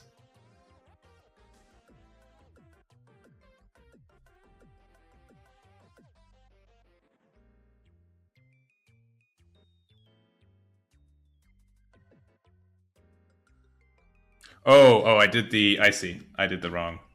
That's what my mistake was. My bad. My apologies. Wow, Eggman, how could you? I know, and I put it in the official form. It's too late to take it back. Chungman, I'm so sorry. You did not make top 8 because of me. No, that's not how it is. My apologies. I think next time I make my setup, I have some custom buttons, and the security button one is right next to the win button. So I'm like, oh, well, top is security, and so they lost, so hit the top one, and that is backwards. Interesting way to justify what you did. I have to try. All right. Hammer Turbo now? Please. Ooh. Most powerful card in the entire tournament. I didn't even have to look over. I knew it.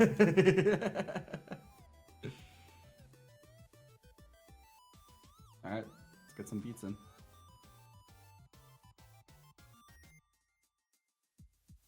Swinging Go in. in. Top 3. Hitting. Oh, there's a mat. Okay. double not whiff. Oh, and the Gabi. Okay, Yeah. just couldn't see it. It's just the alternate Lives, art that's too. one less Sala you need to deal with. Nice. I imagine Gabu gets in there. Yeah, you want this one to die.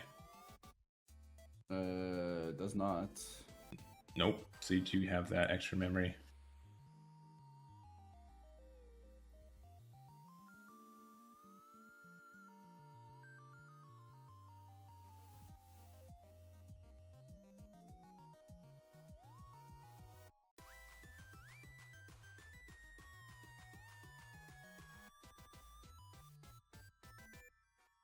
Yeah, there's the mat.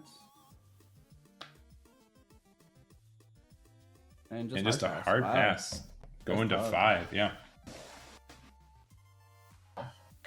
I think he just knows, like, if he plays anything, it's probably just going to get hit, and you'd rather have that advantage in hand. But that also means that there's probably more tamers that he hasn't seen yet that he really would want to. Pretty much, yeah. His hand's all Digimon as far as we know, or things like Ice Wall, which don't really have an impact. And then Wyverns to get rid of the menace that is Octomon. Yeah, imagine having to use an entire Wyvern's Breath on a champion. It's crazy. I mean, it's a hard cast of 7, right? So Well, if anything, I'm just trying to say, you know, look at the strength of Octo here. that is true. I was trying to put Wyvern Breath on there, but you kept talking about Octoman that I got confused. Went to go bring up Octo.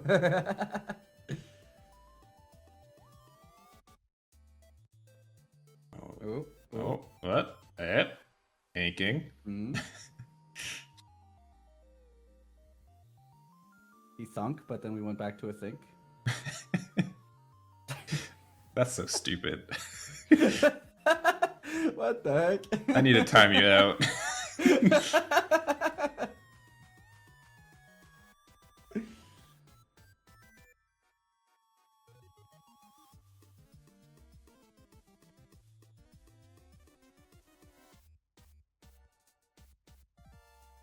And there's that Magna. Get the 1, get the draw.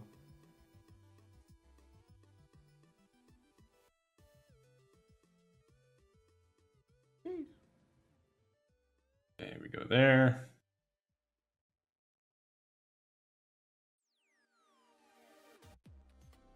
Swinging on in.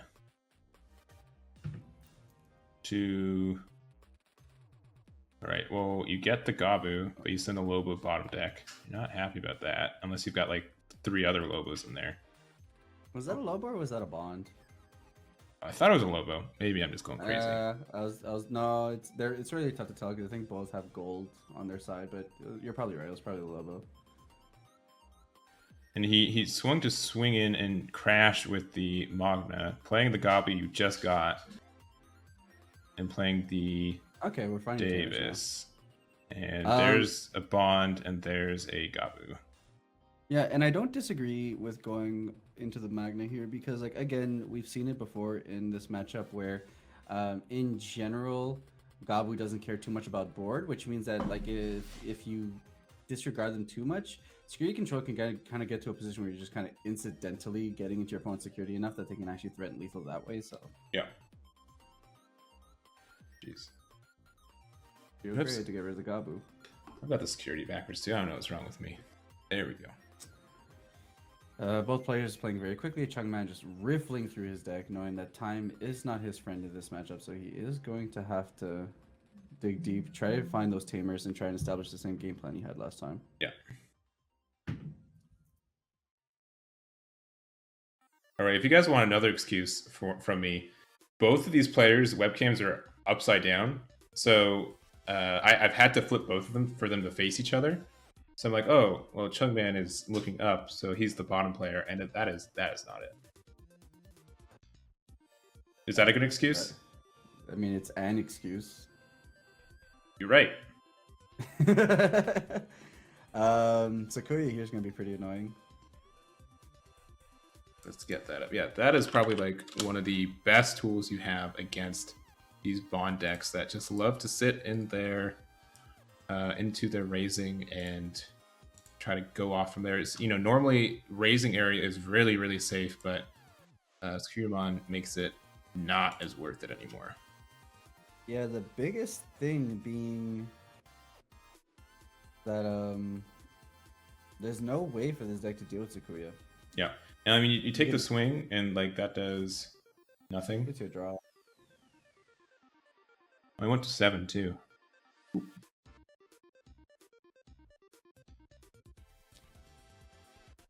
But yeah, it's just a tough position in general. Because you can bounce it back to hand, but like you don't really care as the security control player here in the position, and you're coasting. I mean, you're at 7 security. You have Sakuya on board. Like I think this might be one of those positions where you can't actually just like hybrid beat down your way out of it, unfortunately. No, you still kind of need one bond kind of move to stick, and how it is, there's just no way to do that. Yeah, because there's no way you're going to be able to play a Gabu to stick on board, and the one that comes out of security is not going to be able to attack in for damage. And a hard pass there, even with like a dozen cards in hand. Yeah, this might be a position where, as Chungman, I may just call an early scoop, just have as much time as I can in the next game, because I think this one is straight too far away. I mean, the Gabu did actually live, for what it's worth. If he recovers 2 more, the system will break. So hopefully, 9 is the maximum. So.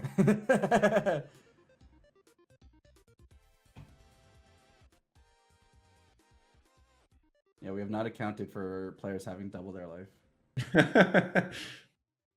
Double digits is really, yeah, maybe I should do hex, so like at 10 it's A instead of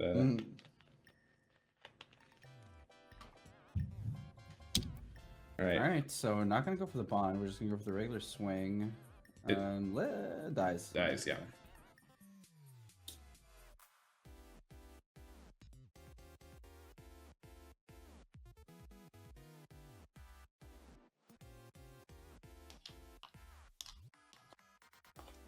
Alright. Betamon into Octomon. Correct choice. That's it. Use a sign.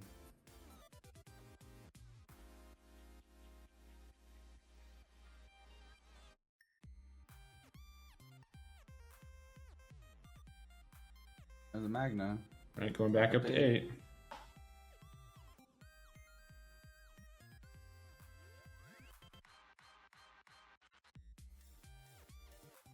Well, for what it's worth here, George has what, 3 cards in hand? Yeah, not a lot. So it is fair that he actually might not be able to remove these Gabus as they keep on coming into board. Yeah, I think so too. The opening here is just the fact that George has such a tiny hand. He might not have the answers, and maybe that's it. I mean, I'm not saying it's possible, but like between 2 Gabus, 2 bond plays. I mean, you can clear the board here, get there. But I don't know if that's just bait. And you have another Sakuya in hand. Oh, there it is. Yeah. It does have security attack -3. But you bottom deck, you get rid of that. It's not terrible. Does the bond stay at 0 security or 1 security? I think it's 0 security. Let me make sure I read that.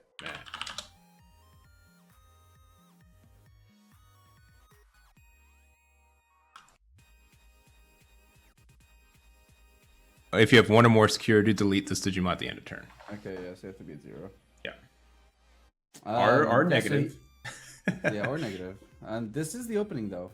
We are currently in a situation where, with such low cards in hand, only 3 cards in hand, might not have the tools necessary to deal with this Gabu, and potentially we could see, bond play, and then maybe if the bond can't be dealt with, it's doing sticks in another turn. Like, yeah, here and that's exactly what we're indicating here. So. Here's the opening. This is definitely the opening that we've been looking for as the bond player. Yeah, that's a lot of security. Base and down, though. Not this turn exactly, but being able to establish for the next turn here, because you could even go. I mean, we're not going to, but you could go to a bond here and it would stick. So Well, now you are one more security Digimon from just straight up losing the game, though.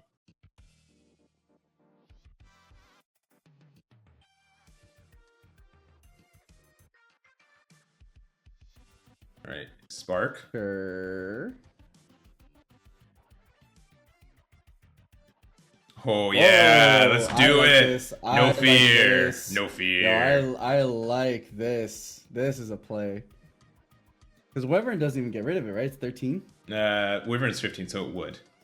Sag. And there's another bond, so you are out of security. Bushy Agumon for game? No.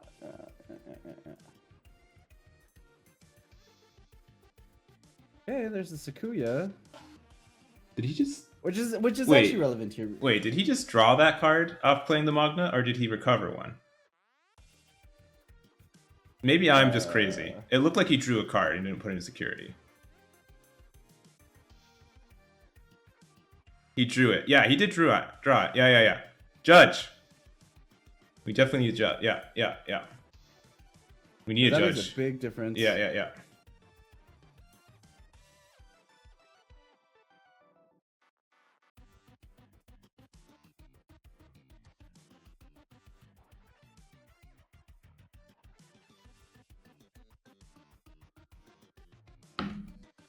Yeah, we have a judge jumping in there.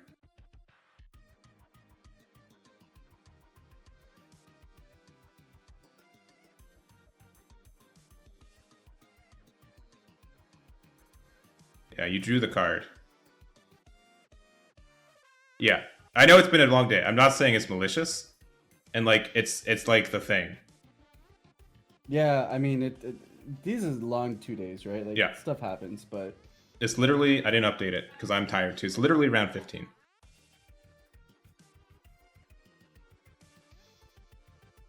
so they're just confirming what cards would have went where.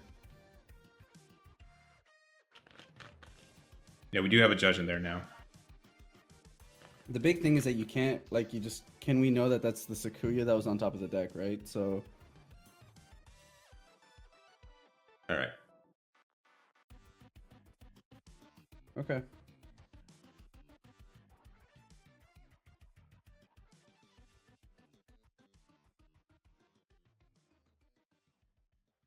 Yeah, and this isn't, this is not an attack on like how it works. It is just, these mistakes are so easy, especially with Digimon. You draw so many cards in this game, and most of the time is when you play the cards, right?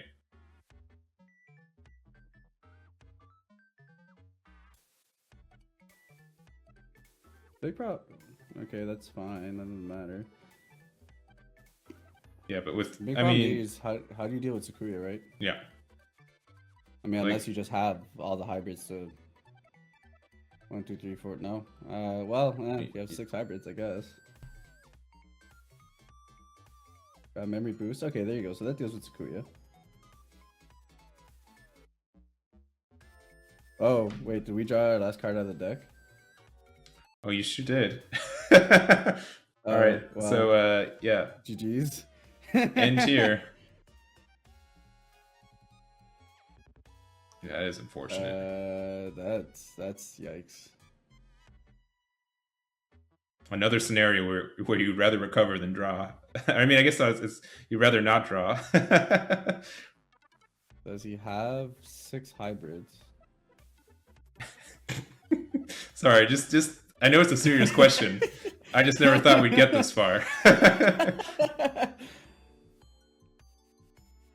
mean, he has the hammer sparks to do it too, I think.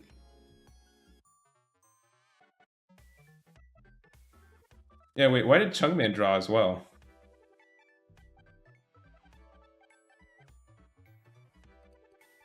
Did he draw when playing the boost? I don't know. I mean, if he does any devolution here, it doesn't matter. I mean, yeah, we're back to the same board. So Yeah, it's whatever. there's the draw. Well, okay.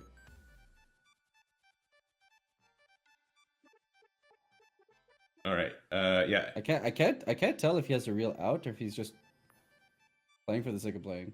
All right. Reinforce. Oh, well. Yeah, okay. Reinforce isn't anything. Another one. Memory boost. Oh, doesn't matter. Doesn't matter. Another one. Memory boost. And then Wyvern's Breath, the Gabu. Doesn't matter. Quadruple Hammer Spark and your 5th and 6th Lobomon. Yeah, that is. Okay, well, that's just game. Okay, well. I wouldn't even have done. I mean, you got some knowledge about cards they run. I mean, not even. Everything shown we already knew about. If anything, you just kind of killed 2 minutes of your time for nothing. Yeah. All right, we're going into game 3 of some, I'd say, experienced players who played literally 15 games of Digimon, and they love this game so much that they are fighting to play 4 more. Yep. All right, it is okay. We will bet. Yep. We will do that. What are we doing? Who's gonna win? Oh yeah, game 3, guys. You see, you guys just have to believe in the players. They found their way to give you guys the casino.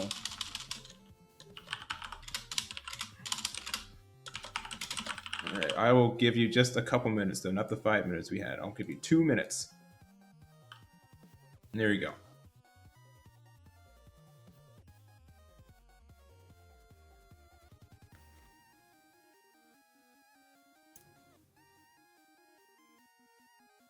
And I don't know for sure, all right? Don't quote me. But the winner of this, I think, would have an amazing shot at getting to this day 2. Or day 2 top 8. Yes, they would have a very strong record to get in there. Yeah, I don't know if it's how on the fringe it is. It also depends on their yesterday's standings. I also don't know if a tie will just make both of them just not get it either.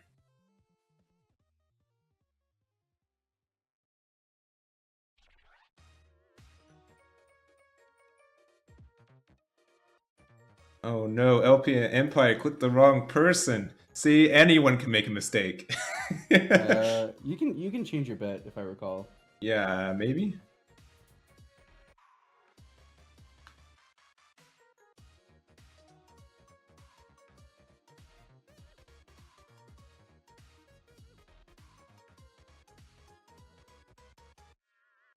All right, we're already off to the races playing our very good cards, Reinforced Memory Boost, which is the first one I think we've seen this game. Yes, it's the first one played. At least from hand instead of security. Yeah. This is a good start. That's fine. You don't really care about those. Bond in hand, so you know you have it available. Would you just hardcast Bond as soon as possible? I would love that. Probably. Just like, right? George doesn't have a hand, really. So what are the odds of him finding the answer for it, right? So you might as well get as many beats as you can early with it. Yeah.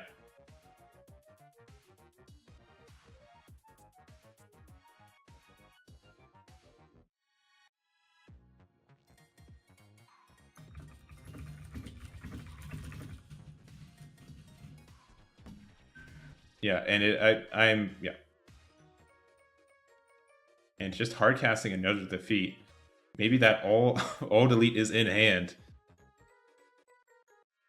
Come on, he's challenged you by hardcasting a mega. Would you we leave him uncontested? Come on.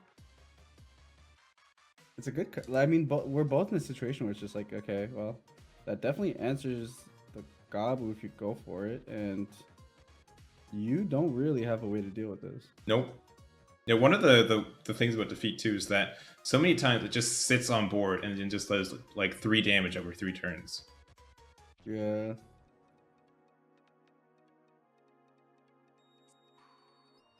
Yeah, and Digimon time rules are 5 minutes, 3 turns, so 2 turns each player. So I would say, yeah, turns of this game can be incredibly short if you're not playing Lilithmon, so we'll see how that goes.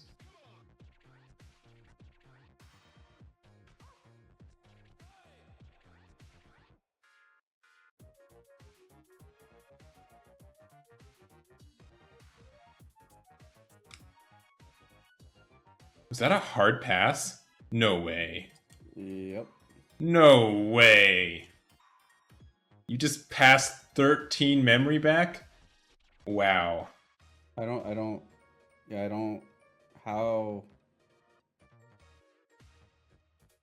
Like, what's the punish if you play something here at the moment? Nothing, right? Yeah, nothing. I mean, yeah, swinging in is kind of bad because they get 2 defeats that are just knocking down on your door, but that is such a rough position. Maybe just really scared of the all delete? Maybe. I don't... who knows? He could just be playing around the all delete. That's tough, though, giving away... I mean, it is memory. It is early game. You don't have a lot of cards in hand, so I get it. But that was a crazy... That is the most memory pass I've ever seen. It's the most memory pass that's possible. Without additional tamers, yes. Well, he's Got at him. 10. Well, yeah, but like tamers can push you back up to like 15, or like you can technically pass like 15 back, right? Sure, but you'd have to spend 5 to get the 5 back. No, but like let's say you have like a sword and or like a sword Joe out, you pass. You go from 10 on your side to like 5 on your opponent's side.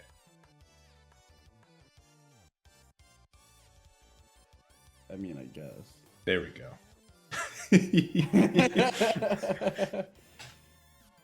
Card game player, the tiny victories. Oh, we played a map before the pass? Okay. Still, that is an absurd amount of memory. I mean, I will say the threat of the alt delete here is incredibly scary. Yeah. I mean, I would just run one just to like... you can defeat yourself by playing around a card your opponent doesn't have a lot of the time. Like, it's obnoxious. Well, George has mastered the craft of solidify. Yeah, jeez. Oh. But we do have a refresh. Oh. We do have a judge on here, though.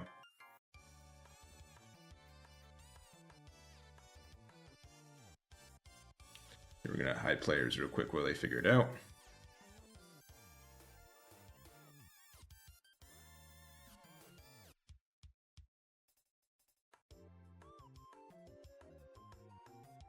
Looks like we have returned. Yep.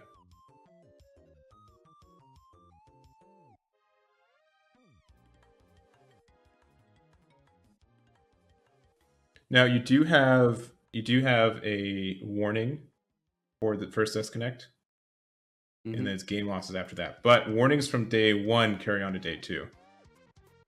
Oh, but there are judges talking right now. But like, are there different types of warnings where like one are like carry only by game and some carry for your tournament run? Unsure. Okay. I do not. In a lot of games I've played, there is a difference between the types of warnings. Some of which are per game, and some of which carry throughout the tournament. I believe they carry throughout tournament. Yeah. Okay.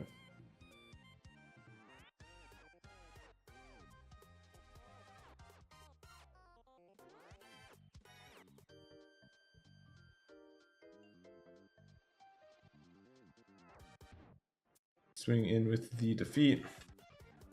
Hitting a Gabumon. Barely surviving. Yep. Another Gabu. Those Gabus were just on the cusp of becoming bonds. Almost there. We got an Izzy Joe. Went to Cinco. I mean, even with like just having that Salmon in raising just means that a Gabubond is just so difficult to justify. You do get like 9 memory here though. I mean, we could just like triple bond here, right? So or double. We could double. And the thing is, like the Gabumons can help find other bonds as well. Yep. So you're going to bond, but the Salamon's there. Ugh. Yeah. So you have to pretty much win this turn if you end up doing that, which is the plays we are making. All right, we lost to Howling and something else. I don't know. Yep, you just have to win here. So start swinging security. Let's get lucky. Nope. Yeah, bottom deck that. Okay, we knew that was there. That's fine. Swing 2. Recovery 1. Okay, yeah. Swing the last one. Ooh. GG. Yeah, I'm gonna call it. I'm gonna call it. I could be punished for it, but that is. No, that's just Hayden. There's no else here. Damn it.